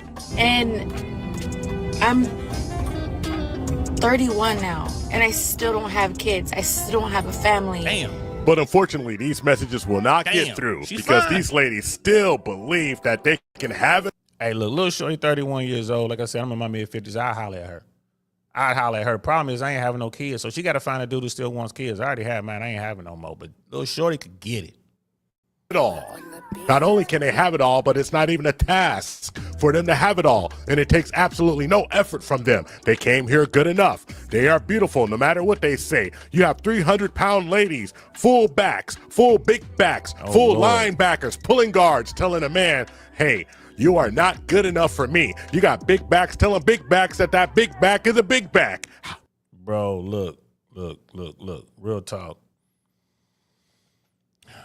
I'm not trying to knock down our sisters or anything like that. I'm not. But I've been on, not lately, y'all know I've been on the grind, so I haven't really been trying to holler at no women. And over the next 2 years, I'm really not trying to do nothing because these are important years for my daughter. I'm, waiting for her to graduate. But a few years back, we went out and we had folks with us. So, me and a couple fellas and then, equal number of women. And I was watching the women eat. Bro, there was 4 women there. They all ate more than me. Bro, I had filet, mashed potatoes, asparagus, right? And then for the appetizer, I had a house salad, but it was really good. Not as good as the salads at Mama's, but it was good. Bro, they had all that. Plus, they had wings for an appetizer, stuffed mushrooms, and it was something else they had. They ate all that. They ate the main course. They ate all of the potato, everything, and then had dessert. Bro, I had the small filet. They each had the larger filet. They had the big filet. Like, damn. Yeah, bro. They put it away. I'm like, you just got hollow legs or something? They ate all that shit. And, and it's like, yeah, they were definitely heavier than me. Everyone's a little bit older, but I was shocked. And then later I bumped into one of the women months later. That's when that Ozempic thing came out or whatever. Was she on Ozempic or something else? But anyway, she was on something. She just lost a lot of weight and it wasn't working out. Like, she wasn't working out to lose the weight. It was some sort of drug. I don't know if it was Ozempic because that came out later, but it was some weight loss drug. It was something she was doing. She lost a bunch of weight. But I was shocked at the amount of food that they ate that night. Blew me away. Now, I've been out with Latinas, man. I've been out with Asian women, bro. I've been out with white women. I've been out with everybody. That caught my eye. I was shocked at the amount of food that they were able to eat, bro, and put it away like it was nothing. I'm taking my time enjoying my meal, and I'm looking up, man, they finished. All the appetizers gone, wasn't nothing left. That was the first time in a very long time that I went out, there was like no food left. Not that I ever take food away. I mean, you know, just normally we eat, like case in point, we were in Miami not too long ago, a couple weeks ago. We had dinner at Carbone's. Bro, we couldn't eat everything. We couldn't eat it all. But if we had one or two of these girls with us, bro, everything would have been gone. All the bread would have been gone. Everything would have been gone. Man, they ate like that, bro. It was crazy. Make it make sense. Because the truth of the day is that there are a few women who have the mentality that they are here to build with you and help you establish a thriving family unit, especially if it means they have to have skin in the game in a form of labor, sweat equity, and, Lord forbid, gotta love the AI. Money. Because someone told them that they are way too good to struggle in love. The facts of the matter are that the vast majority of people here, especially black people, would be smart to go 50-50 with each other. Because half the men and over half the women make $50,000 or less. Facts. You know what I'm saying? And for black people, us, when you look at where we sit as far as household income, we are dead last because most of us are by ourselves, Facts. right? And with over half of the men and half of the women making just $50,000, it makes our household income the lowest. Whereas other people also don't have all of this money, but what they are doing is they are getting together and saying, okay, you can only do half, I can only do half. Let's put that 50 together. Now it's $100,000 home. My sister had a conversation with my dad about a week ago. We were just talking about dating in today's world, and we brought up the conversation about 50-50. My dad had the most confused and disgusted look on his face when we started talking about that. He said, wait, so you're telling me that people are saying they want to be married, but they don't want to have to work alongside their partner to help take care of the same household that they live in? That's right. And that men are using that as a way to dominate over women, and women are using it as a way to basically be tricked off on by men, and it's destroying the dating pool, because whenever a new man or a new woman even think about talking to each other, they have to have this tension about what their expectations are for a man and a woman in a relationship. Yeah. And they barely even getting to know each other.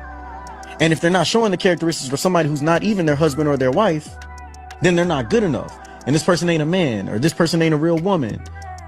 My dad said that's just disgusting. Yeah. That doesn't even make sense. Do people not know what a real marriage and how it works? And I said, no, they don't. They don't. And I said, Pops, you got to remember, me and my sister, we grew up seeing y'all. Facts. We grew up seeing you working and being the breadwinner for a long period of time. And then, and my mom not being the breadwinner, but y'all working together as a team. And then we experienced you losing your job and my mom having to be the breadwinner, and how y'all still worked as a team. Thank you for watching. Remember when, and shout out to, wrong button. Shout out to THPP, man. Go over there and check out what they're doing. They're doing good work over there, man. But he's absolutely right. That's the thing with we talk about the black community. That's what's going on with the black community, bro. And we were talking about Ebony K. Williams at the beginning of this stream. That's the problem. Like, we ain't even got to talk about Ebony. We can talk about me, my daughter. My daughter is growing up in a split household. So she has dad, and then she has mom, and it's a split household. Now what's going on over there is going on over there. What's going on over here is what's going on over here. My daughter will never see her mom and dad embrace and all that. Why? Because it wasn't that type of thing. She will never see that. Kids need to see that. That's the whole point of having that home, that traditional household, when you have mom, dad, and the children, so the children can see that. Now, a lot of people say, well, there's some broken homes. You got mom and dad in there, but there's abuse. Either mom's abusing dad or dad's abusing mom. It's like crying, it's cheating, it's all this kind of stuff. Yeah, that's true. That's true.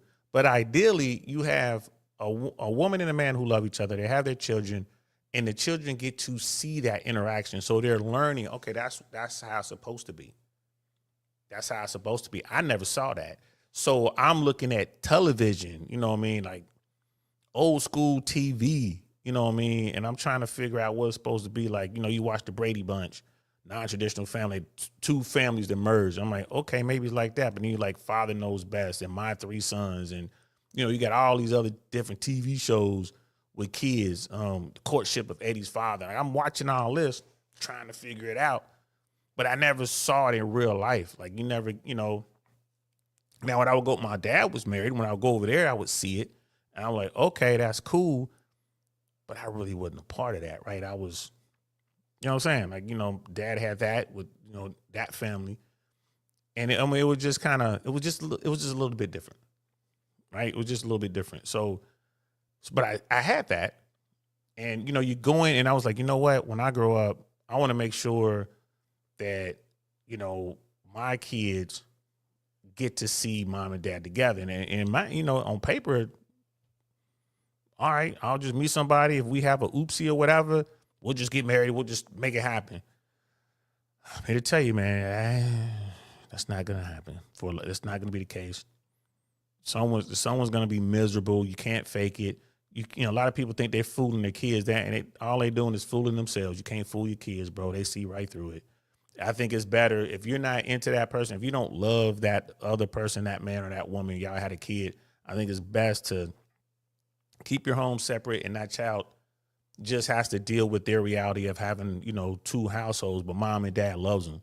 Like, hey, my mom and dad love me. They're not together, but they love me, as opposed to trying to fake it. And then the kid gets to see it not work and get to see all of the negativity and feel all that stuff. Because kids they're so tuned in, bro. You think you fooling the kids, you ain't fooling the kids, man. You just trying to fool yourself. So I tell people that now, like, yeah, because I used to really believe, like, oh, you can just kind of like arrange marriages or, a marriage because of a oopsie or whatever. Like, you can make that work. No, you cannot. It takes two very special folks to make that work. 18 years of just basically faking it, kids see right through that. So, I wasn't able to provide that for, for my daughter. Like, I wasn't able to do it. So the next best thing, like, we'll just co-parent and we'll just do it this way. And it seems to be working, but that element is missing. I wasn't able to give that to my daughter. And again, it goes back to the Ebony K. Williams thing. I think she's going to try everything she can to give that to her kid. I think Ebony K. Williams is going to find a dude. It's not going to be like nannies and au pairs. I think she's going to find a dude that's really into her and just bring the guy in, even though she may not be into that guy like that. And I think she'll be doing it for her child. That's my guess. That's what I think. I think because she had this kid using technology, she got herself pregnant, bought some sperm, inseminated herself, got a kid, and she's going to be looking at this child. It's like, you know what? When her baby comes home, kids, man, when they're young, there's no filter. They just come home like, Mommy, where's my daddy? You know what I mean? Look, Jill has a daddy. Little Jimmy has a daddy. Where's my daddy? And when that happens, that's a tough conversation to have with a 6-year-old. Where's my daddy? Ooh. You know what I mean? It's going to be like, Maria has a daddy, doesn't live with her, but she knows her daddy. She can spend weekends with her daddy. Where's my daddy? Ooh. Can I see a picture of my daddy? Ooh. That's going to happen, bro. And it's going to devastate you trying to explain to a 6-year-old that you use technology to have it. So I don't know who I bought this. I mean, bro, I don't even know how you approach that conversation. Like, to be honest with you, how do you even approach that conversation? So I really believe that Sister Ebony is going to find a father for her child. She's going to find a dude, do what you got to do to make that guy believe that she loves him, and she's going to find a dude that absolutely loves her enough that he's going to also love her child and be in that home, and Ebony's going to have to pay for everything. And that guy's just going to be a part of that unit. I think that's what's going to happen. So we got another video. Let me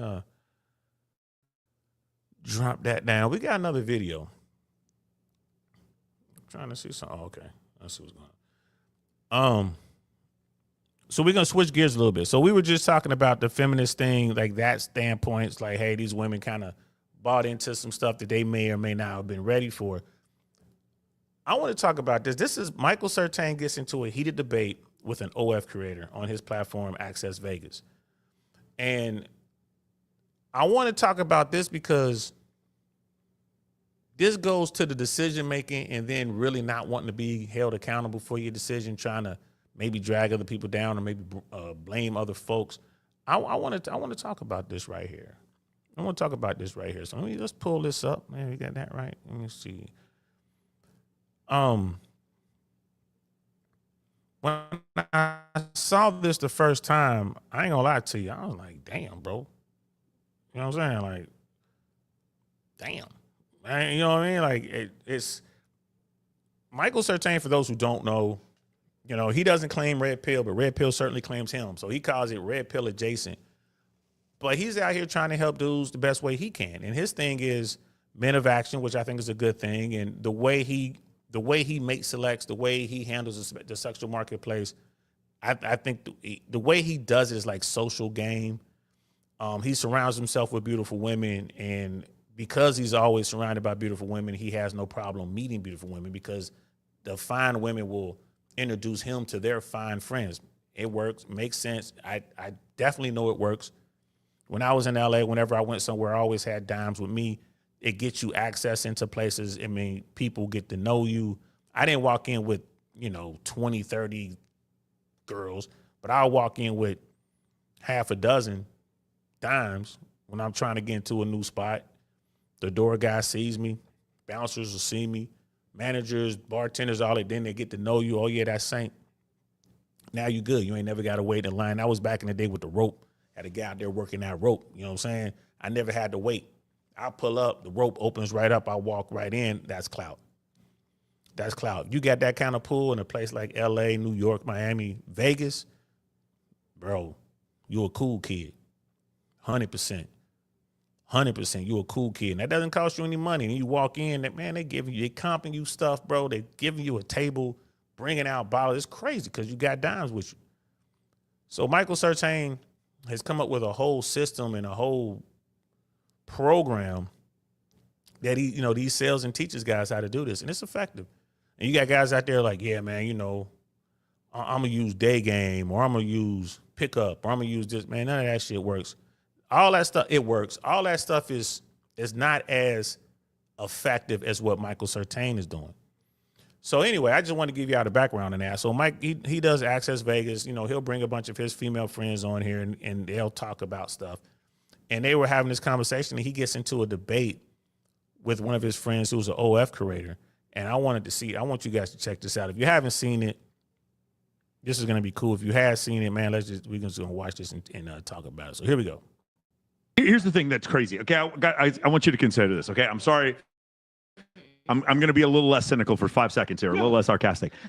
There are 1.4 million OF creators in the United States right now. Between the ages of 21 and 40, there are, I want to say, 48 million women. Okay.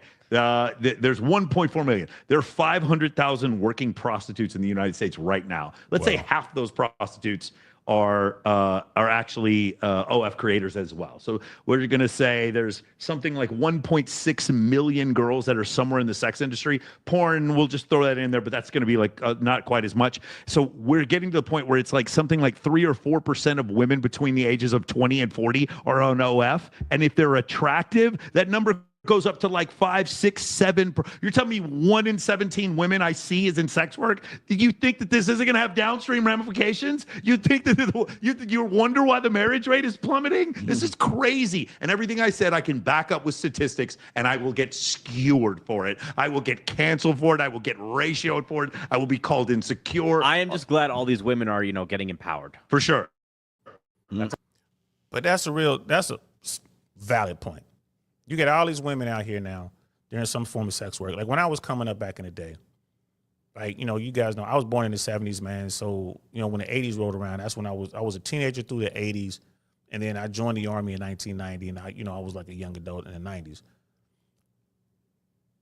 In the 90s, when you ran across women, you would run across the chicks from the hood. We call them sack chasers, the girls who went after the drug dealers and all that, right? You had them. But then you would, you still had girls who would be on the track or whatever. Like in Cincinnati, the girls who were on the track, like the streetwalkers, busted. Like you could tell, like, man, you could see why they on the street. Then you had girls, the exotic dancers. You had the ones that worked in the clubs. And the club scene in Cincinnati wasn't that great. So they had like private parties these girls would dance. And back in the 90s, now you're starting to get into some dimes. There was some legendary dancers. 8 Ball, Midnight. You know what I'm saying? Just to name a couple. They had legendary dancers. And these girls would be out kicking it, but they had bread, so they weren't sack chasers. So they had their own money. We ran up on them in the club. If you tried to flex with bread, bro, she'll be like, we could play big bank, take little bank. They had that kind of money. These girls was killing it. They're doing these private dances or whatever. They making their own money. They had their own security. They were locked in with all the girls. Bro, they was doing crazy things. They was getting paid, though. And we talking about the Midwest. I knew girls in one night that bring in $15,000, $20,000 in one night, one party. Now, is that sex work? Yes. Were they smashing for money? Some of them were. Most of them weren't. They didn't need to. They knew, like, man, I'm coming out of here with, you know what I mean, a 20 bag. They didn't care. I had $20,000, bro. So if they smashed you, they smashed you because they was into you. They didn't care about the money. They didn't want any money. They got bread. Then I moved to LA. So now you got the high-end gentlemen's clubs. Those girls in there who are going to somebody else's club, yeah, those girls in there, some of them, a lot of them, you can strike a deal. Like, hey, I'm standing at the Standard across the street. You know what I mean? When you done, if you want to come by, what time you get off? They'll be like, yeah, we out of here at 3. I could be there about 3:30. Shit, what you talking about? What kind of donation and all that? So you had girls who were running that play, but then you had girls who weren't. And they were still making a lot of money. And then you had the adult film industry in LA. You were running to these girls. And these girls would be draped out, designer, jewelry, all that, driving nice whips, exotic cars. They driving Porsches, you know what I mean, and high-end Mercedes and BMW. Young girls, barely in their 20s. And you find out what's up with them, and they're like, oh, yeah, I do this. I'm with Vivid or I'm with whatever. Oh, adult film star.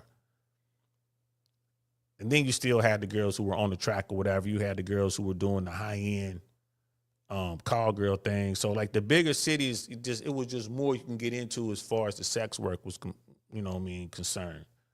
But then the technology hit, bro. This OF thing hits, like just technology hits, and it changed the game. So I spent 20 years in LA, and I may have, when it comes like adult film stars, I ran into maybe 20 tops. I remember, I ran into, and the ones that I ran into that got into the business, when I met them, they wasn't in the business. They got into it, you know what I'm saying, later on. And like, oh, you into that now? Dancers were everywhere. Damn, you throw a rock in it. Back when I was back in the day when Sunset was popping, you throw a rock, bro, it's going to hit a dancer. It was like exotic dancers were everywhere. Dime a dozen. Penny a pound. There's a lot of dancers out there. That's still sex work. And then you still had the girls working the bars. You had the call girls to be in the bars just chilling. You know what I mean? You had they'll be in there. You wouldn't even know. You have to talk to them, have to figure it out. So you got to have good game. Sitting there trying to figure out why this beautiful woman is sitting at this particular bar. You know what I mean? Like really dressed nice. Like why is she dressed so nice in here? And then you'll go to like another high-end spot or another high-end spot. And you see her in these different places like, she working. She working. Right? So, there were sex workers out there, but now the OF thing, they're like, oh, it's not sex work, but it is. It is. And it's changed everything because women see this and in their minds, they're saying it's different. I'm not on the track. I'm not doing this. I'm in my home. I'm doing whatever I want. I'm comfortable. But it's like, you're getting money for this. It's the same. And there's way more women doing it now. Right? Way more. To the point where I got to talk to my daughter about it. Like, you know what that is? I had to talk to her. Like, you know what OF is? I had to show her pictures of some of these women. Like, you know what they doing? I don't show anything too graphic, but my daughter gets this. She's like, oh, I'm like, yeah, this is something you don't want to do. So my daughter knows the difference between right and wrong and, what's moral, what's not. So we've had the conversation. Now, if she decides later on in her life to do something like that, I did my part. I told her why it's bad. I told her all money ain't good money. I did all that. So Michael Surtain doesn't care. He's just like, hey, man, get your money, do what you want to do, but you're still going to be responsible for your decisions. He don't judge. He still hangs out with these women. Why? Because these women give him access and it allows him to do what he's doing. He's making money. He's doing his thing, not just off of teaching guys how to do this system, but being able to do what he does. He still does like swimsuit competitions. He still does big time fundraisers. Like Mike Surtain is in there. He's in the mix with the big boys. The L parties and stuff like that, man. He's in there with the big boys. So they're at the table. They're having this conversation. I want you guys to hear how this conversation turned. You heard what he said about all these women in sex work and how he was saying, all these young women and all these women out into sex work is definitely going to have a negative effect downstream. So what he just said, he's like, I got the numbers. We can show the numbers. It's going to have a negative effect downstream. Of course, it's going to affect marriages. Of course, it's going to affect baby making. Of course, it's going to change our society at the fundamental level, right? So y'all heard all that. So let's check this out. Matter of fact, I should run it back. I'm going to run it back one more time so y'all can hear it again. Here's the thing that's crazy. Okay, I want you to consider this. Okay, I'm sorry. I'm going to be a little less cynical for 5 seconds here, a little less sarcastic. There are 1.4 million OF creators in the United States right now. Between the ages of 21 and 40, there are, I want to say, 48 million women. Okay. There's 1.4 million. There are 500,000 working prostitutes in the United States right now. Wow. Let's say half those prostitutes are actually OF creators as well. So we're going to say there's something like 1.6 million girls that are somewhere in the sex industry. Porn, we'll just throw that in there, but that's going to be like not quite as much. So we're getting to the point where it's like something like 3 or 4% of women between the ages of 20 and 40 are on OF. And if they're attractive, that number goes up to like 5, 6, 7.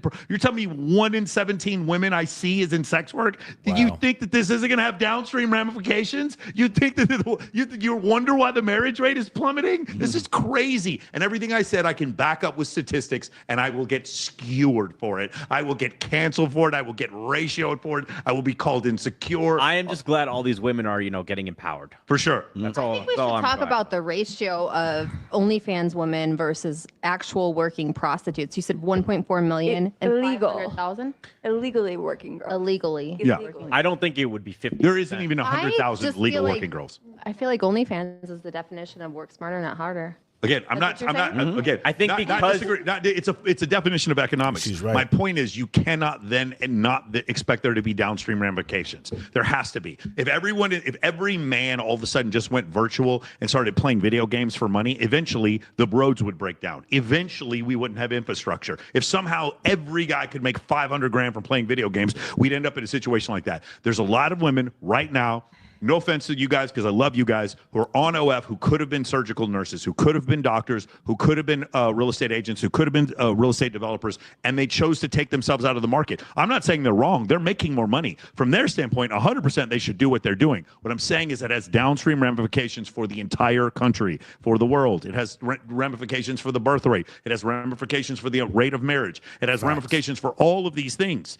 And people. And Michael, you could have been a number of those things. You're a very smart person. You were in the military. You decided to come online and do these insane clips for attention. So what is the difference between great question. People like me and people like you? What's the difference? I tell you what is the difference. And by the way, I'm not making any moral equivalency. There's nothing wrong. The difference is he ain't taking pictures of his butthole and getting paid for it. It's a huge difference. She knows the difference. She knows the difference. She knows right and wrong. She knows what she's doing ain't quite right. She gets it. She's ashamed, but she's getting money. Boss babe. She's getting money, but she's unhappy. She's unhappy. She made this decision. She's got to live with this decision, and she's unhappy. And she's pointing her finger at Michael like, well, you just as bad as I am. No, he's not. No, he's not. with what you're doing. Look, I'm you not on saying- your fucking I'm- soapbox for I'm not- 2 I'm not minutes saying there's there. any- So I'm what not- is it? What's I'm the not saying difference? there's anything wrong with what you're doing. I'm not trying to judge you for doing what you're doing. What I am saying is the reason I do what I do is not for attention. It's because the bottom quarter of men are completely ignored and left behind, and they are taking their lives at 9 times the rate of the general population, and no one speaks for them. That's why I do what I do. Okay, but the bottom quarter of women are being ignored, and you just No, they're not. Wait, No, hang they're on, not. No, they're not. Hang on. You just said before that if they don't look a certain way, you're like, well, the metrics say and Dr. Bus, and if it's asymmetry, so if you don't have asymmetry, then what? That's just biology. There's tons of studies that show because women can be morbidly saying- women can be morbidly overweight and unattractive and go on to dating apps and get more matches than an NFL quarterback. Oh my God, that's like it's like making shit up. Yeah. But neither are the women. The women don't want to get married to anyone, so it doesn't make any difference. You that they're say not this, matching and yet men. you promote a culture of shallowness at the same time. Like How do I promote you it? are the problem, and yet you're claiming you're the antidote at the same time, which is This woman right here, she's so upset for a decision that she made. She's so upset. She's like, well, in her mind, she's thinking, I finesse dudes for money. I use my body to do it. She's looking at Michael Sertain like, you finessing the same dudes, and all you do, you just selling them a dream. You're selling them a dream that they can be better and they can do what you're doing, and they'll be able to get girlfriends too, which is facts. That's factual. Men of action, the shit that Michael Sertain is doing works. He got all those women at that table. He had to pay none of them. He's not like whatever podcast is paying out money. It's not like Fresh and Fit where they just go find some random whatever chicks and bring them in there.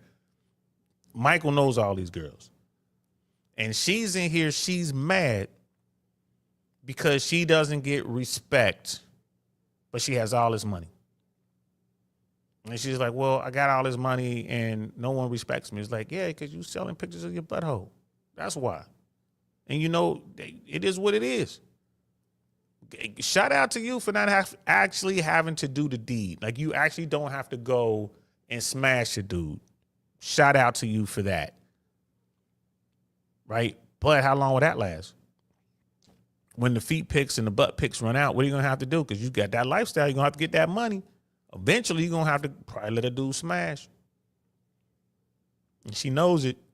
And she's upset. She's mad. She's mad at Sertain. He's just sitting there trying to talk to her like, what are you talking about? Well, the bottom percentile of women, they can't get nobody either. Man, you high. Morbidly obese women have boyfriends. You got dudes out here who aren't obese, who's out here good guys, and they just, weird. Can't get a chick. Can't get a chick. A third of men out here today from 18 to 35 or something like that haven't had sex in a year. Wow. Grown-ups. It's a problem and no one cares about it. If women were deleting themselves, self-deleting at the same rate men are today, bro, they'll have all kind of studies going on, man. They be dumping all kind of money into it. They be doing everything at every level to change it, to stop it, to turn the numbers around. No one cares about the invisible dudes offing themselves. It's crazy.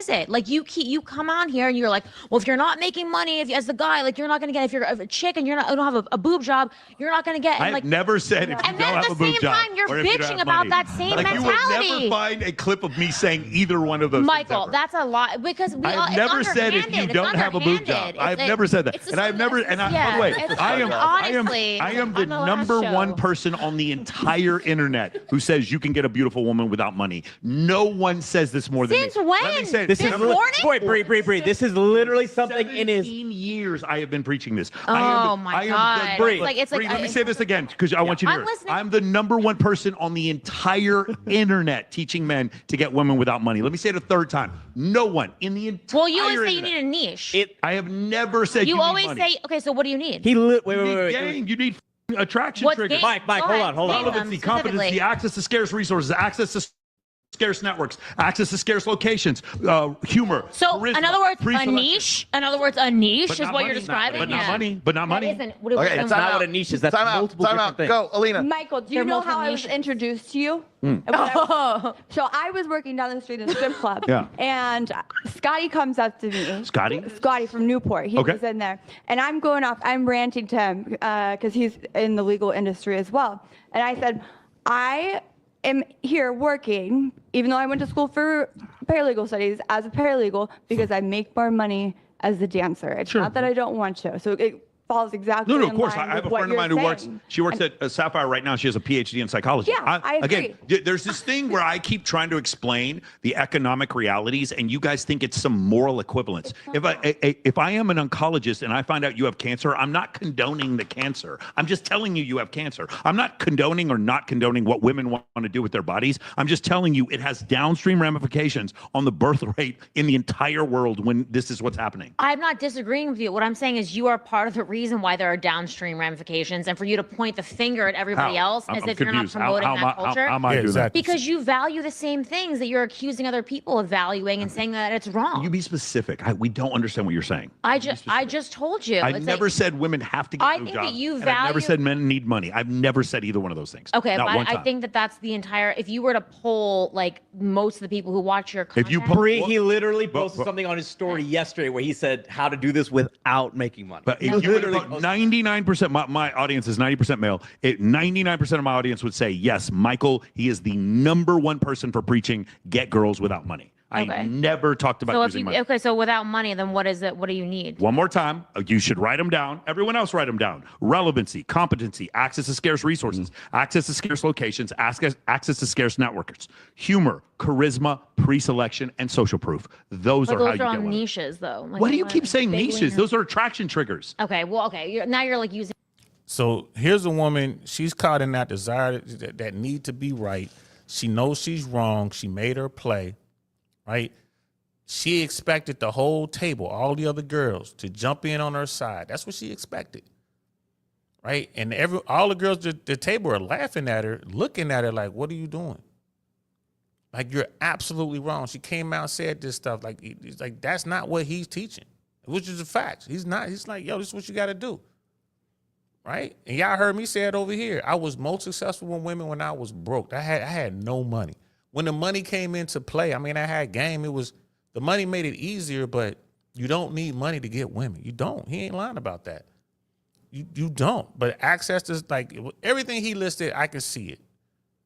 I can see it. You do need charisma. You need to have the ability to talk to folks. You need to be likable for the most part. Because if you're an asshole, you're going to have money. People are only going to tolerate you because you got money if you're an asshole. But if you're likable, people are going to want you around. Access to scarce resources. Yeah. Yeah. If I have access to a venue that most people can't get and I go to have an event, bro, the chances of I've increased the chances of my success probably 100-fold. And if they like me and they cool with me, they're not even going to charge me, bro. And they know I can bring folks like, yo, this dude's going to bring 100 beautiful women. We're going to have a good night. Now all we talking about is a split. That's it. Like, bro, you just want the door, or how we going to do this? We could do a split on the tickets, and then we could do a split on the bar. We could do a split on the bottles. Like, those things that he listed, if you have that as a man, bro, you're going to make some money. You're going to make some money, and you're going to be able to holler at a bunch of women because they're going to be coming at you. Brother Penny was like, yeah, Sartine had her cornered, LOL. Yeah, she's trying so desperately not to look stupid, and it didn't work. It did not work, man. She looks dumb as a box of rocks, which she is. Like big words, but that's fine. I just feel like I'm using big words, therefore I lose the argument. Got it. I understand. Develop all those things. You can, all those things I just mentioned, you can develop without being tall, good looking, or rich. That's what they are. Those are the ones I can control to help men develop. Can you develop money? Huh? Can you develop? Of course you can, but that's not my job. My job is like I do help some of my guys get rich, but not in for the reason. All right, reason so of if you're a having money. fat woman, then what are the triggers that you get then? Like if you're a fat woman, Well, not hold on, time out. No, I'll tell you what it is. Just rest If you're a fat woman, men are so desperate you'll still get 600 matches on Tinder. Okay. There are 9 times as many men on women as women on Tinder. There's a bottom third of men who are completely ignored and being left behind. And that's why I do what I do. Anyway, let's go. Boy, you shut her the hell down, bro. That was wow. She got shut down. And if I'm not mistaken, she spent the rest of this live, because they do Access Vegas live. She spent the rest of the live just reading the chats and going through her phone and probably trying not to cry. Trying to, you're just like me. No, I'm not. Like, no, I'm not. I'm actually trying to help some dudes. You out here doing what you do. Ain't nothing wrong with it. Ain't nothing wrong with it at all. You know what I mean? Brother Penny's right. And this is why the plug has no trouble getting women. That is a fact, bro. The plug and the mysterious guy who's always on the scene never have trouble getting women. If you're the dude, again, because you're likable and you cool, if you're the dude that's just in there chilling and you look the part, right, and you're smart enough to keep your mouth shut and just listen and know how to keep the conversation going with the women, bro, you're going to smash something. All the other women are like, yeah, he's cool. He's always good people. Yeah, I know him through so-and-so, whatever. He's always here. I saw him at this place. I saw him at that place. Yeah, he's a good guy. Some woman's going to come, man, place herself in your orbit and want to holler at you. And if you say the right stuff and she trying to do something that night, she going to take you home or go home with you. I've seen it a million times. And this is what Certain is talking about, man. Okay, so one more video and then we're going to wrap this up, because it's a lit Saint episode, but I ain't all the way, lit. I had one drink, like I said. It's gone. All gone. One more video. They were talking about why most women have a secret guy they like more than you. So, and this is something that dudes don't understand, man. Women run rotations like a big champ, bro. Women run rotations. I tell, like, guys run rotation. They were talking about spinning plates and all that kind of stuff. Women do the same shit. They're just better at it. Right? The average woman is way better at running a rotation than the average dude, because most dudes just don't know how to do it. And guys will fall for a woman like, oh, she's the girl next door. She's a good girl. She's beautiful. She's this, is that. She would never do that in a million years. Only to find out later that, man, the whole time you was seeing her, bro, you was maybe number 2 or number 3 in her rotation. Maybe you was number 1, but she still had 5 more dudes on the roster. I mean, it is what it is, man. And women look for different things too, so it ain't all about sex with them, but the sex comes into play. Right? So let's check this out real quick. And there's like your husband and a waste of time. Totally. I mean, if you're the kind of person who wants to get married, there's your husband and a waste of time. And once you've identified that this is not your husband, then there's just that other guy left. And by the way, like, if you want to hang out with the other guy, like party with him, have sex with him, travel, have fun, that's great. But don't be waiting for him to be your husband. Don't delude yourself into thinking that that's your husband. There's only 2 men. Uh-oh. True. Damn, there's only 2 men, your husband and then that waste of time, that guy that you really want that doesn't want you back, that top tier dude, right? And simply because you top tier doesn't mean you got money. He's just a dude with game, the guy who got women after him, right? This technology is insane. Women are putting the game out there, bro, and dudes still refuse to believe it. Like, you see this chick right here. Ain't nothing special about that woman. There's nothing special about the women sitting on the panel on Access Vegas. Right? These are just random, everyday, whatever chicks. Just whatever. Like, oh, it's a whatever girl.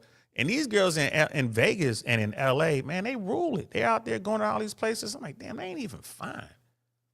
That's one of the things, like, that's just not my thing. Like, that's why I'm like, Miami, different story. But like LA, Vegas, like, man, these chicks ain't even fine, bro. Not like that, to be doing what they doing, to be running this town.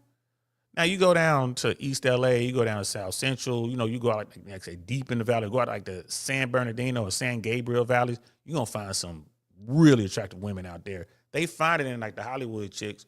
But I mean, and then of course, LA always has the actresses that are, up in their crib. They only come out for certain shit. So, you got to be at certain events to see the real dimes.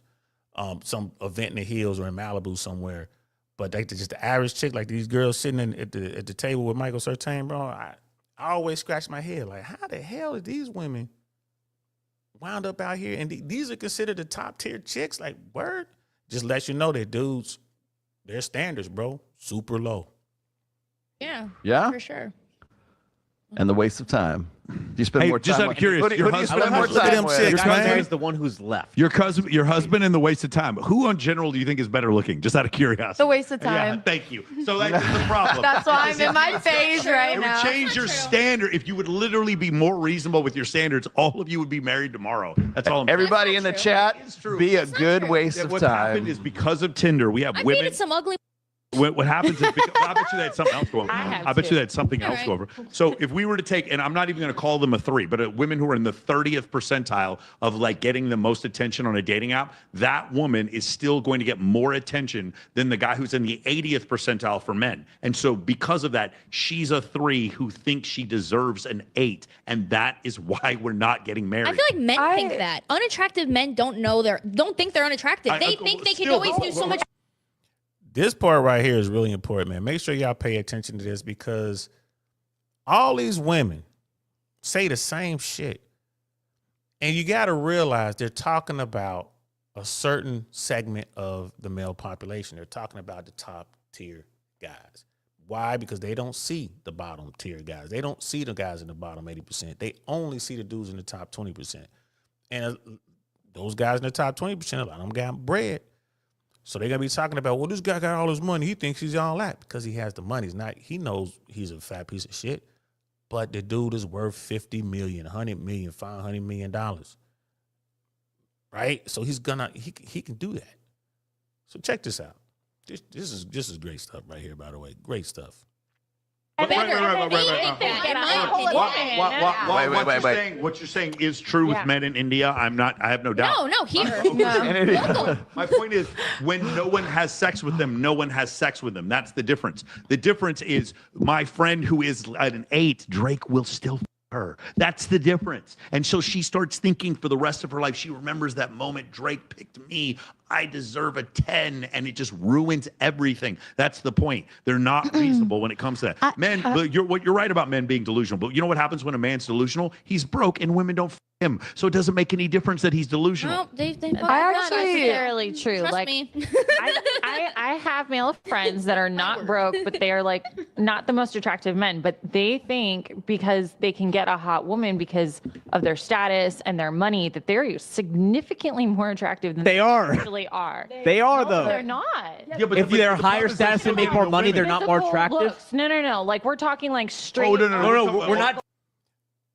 They are so confused, bro. And look, on this whole panel, the 2 women in the shot right here, these are the only 2 women that I would even consider that are attractive on the panel tonight, bro. These 2 right here, this black girl, which I haven't watched this whole thing. I have a hard time sitting through it.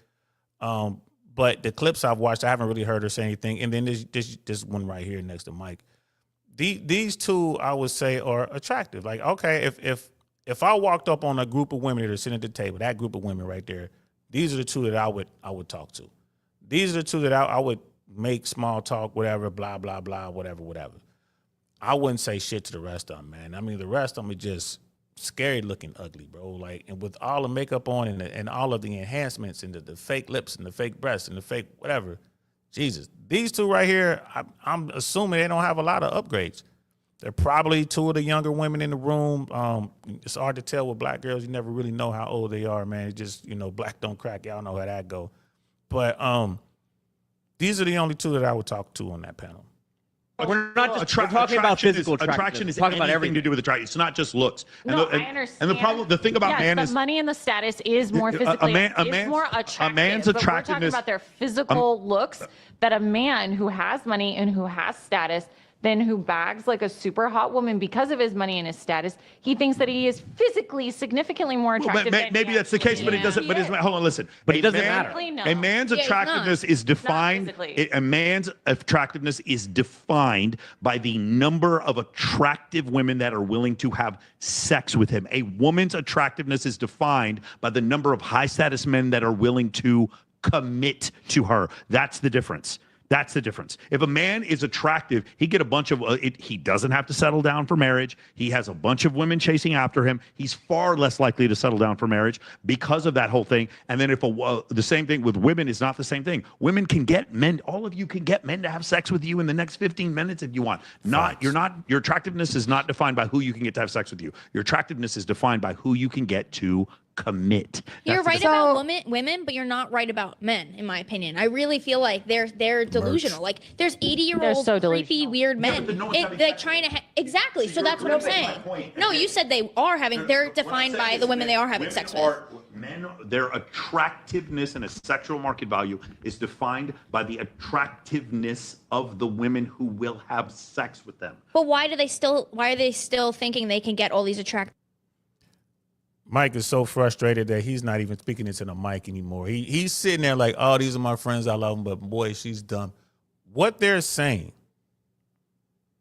right? What they are saying is there are guys out there who are worth tons of money and they're not attractive. They're fat, they're ugly, whatever, but they think they're attractive because they get all these women. What Mike Certain is saying is they are attractive to those women because he has the money and all that. But they're like, yeah, but he thinks he's attractive. He thinks he's fine. Like, it doesn't matter what he thinks. Like, okay, he thinks he's fine. He's built like the Pillsbury Doughboy. He's a fat, disgusting fat body. He's a slob. But he's worth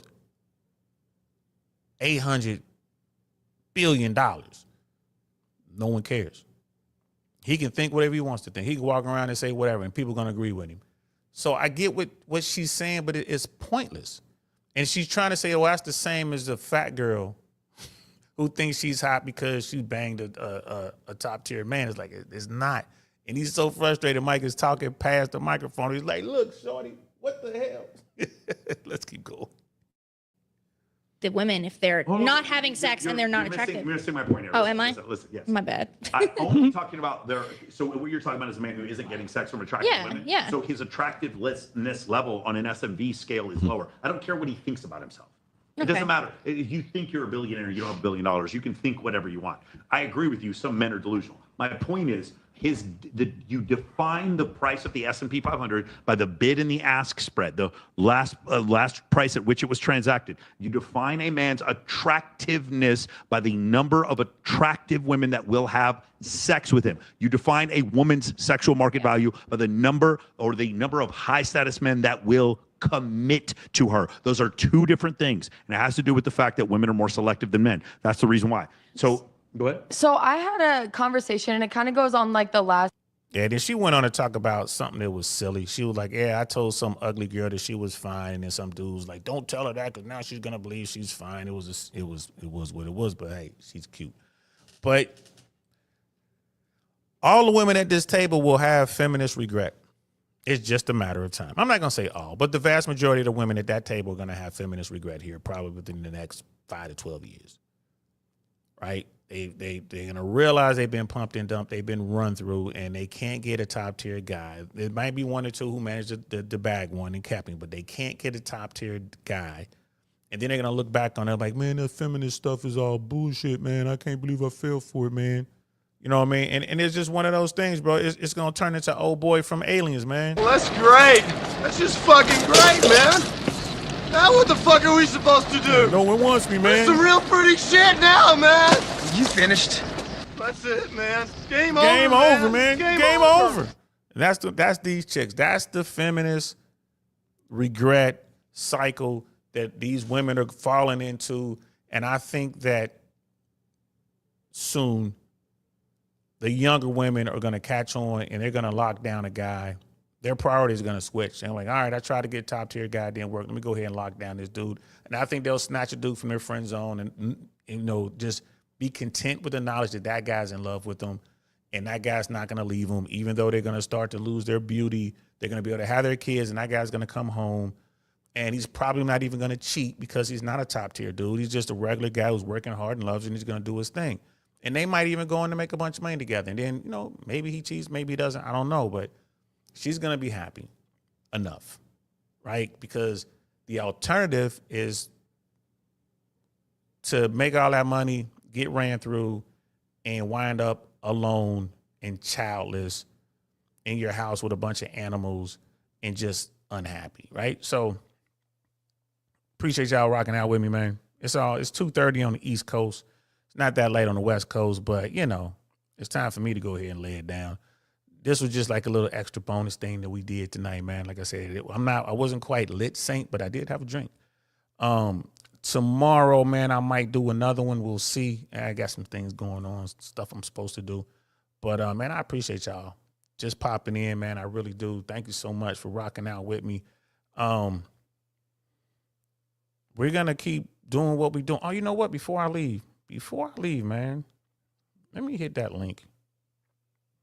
Where is it? Brother Damon sent me that link. I can't find it. Oh, there it is. Let me find it over here. Maybe I'll be able to hit it. Did it show up?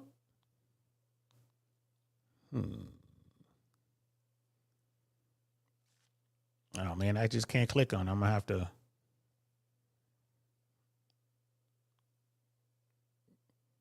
Yeah, I can't click on it. I was trying to. My bad, bro. Trying to hit that link so we can see what it is. I'm gonna check it out. And that was just a link to the TV show that we were talking about, Truth Talks. I haven't watched that at all. I haven't seen any Truth Talks. I know I have seen the clips, but I haven't seen it. So my bad, I couldn't pull it up. I was gonna try to pull it up, but it's all good. I appreciate the link, bro. I'm going to look at that and check out their stuff. Maybe we can react to or pull up some of their stuff. If anything, we can go have a look at the pretty woman that was on there and talk on what she was talking about, bro. If anything, worst case scenario, we can do that. See what's up with little shawty, you know what I mean? But appreciate y'all rocking out with me, man. This was fun. You guys have a good evening. Well, good morning now, you know what I'm saying? Depending on where you are on the continent. And like I said, I'll be back later on, do a little something. I do want to talk about some music from the 70s, so I'll probably do that at some point tomorrow, maybe Sunday. But until then, man, I'm going to holler at y'all, man. Thanks for rocking out with me, man. I appreciate you, man. Thank you so much. We're going to keep doing what we're doing. I'm DL Saint. This is I Really Want to Know podcast, man. Peace. Nothing like I've ever seen. It's just a thing of beauty.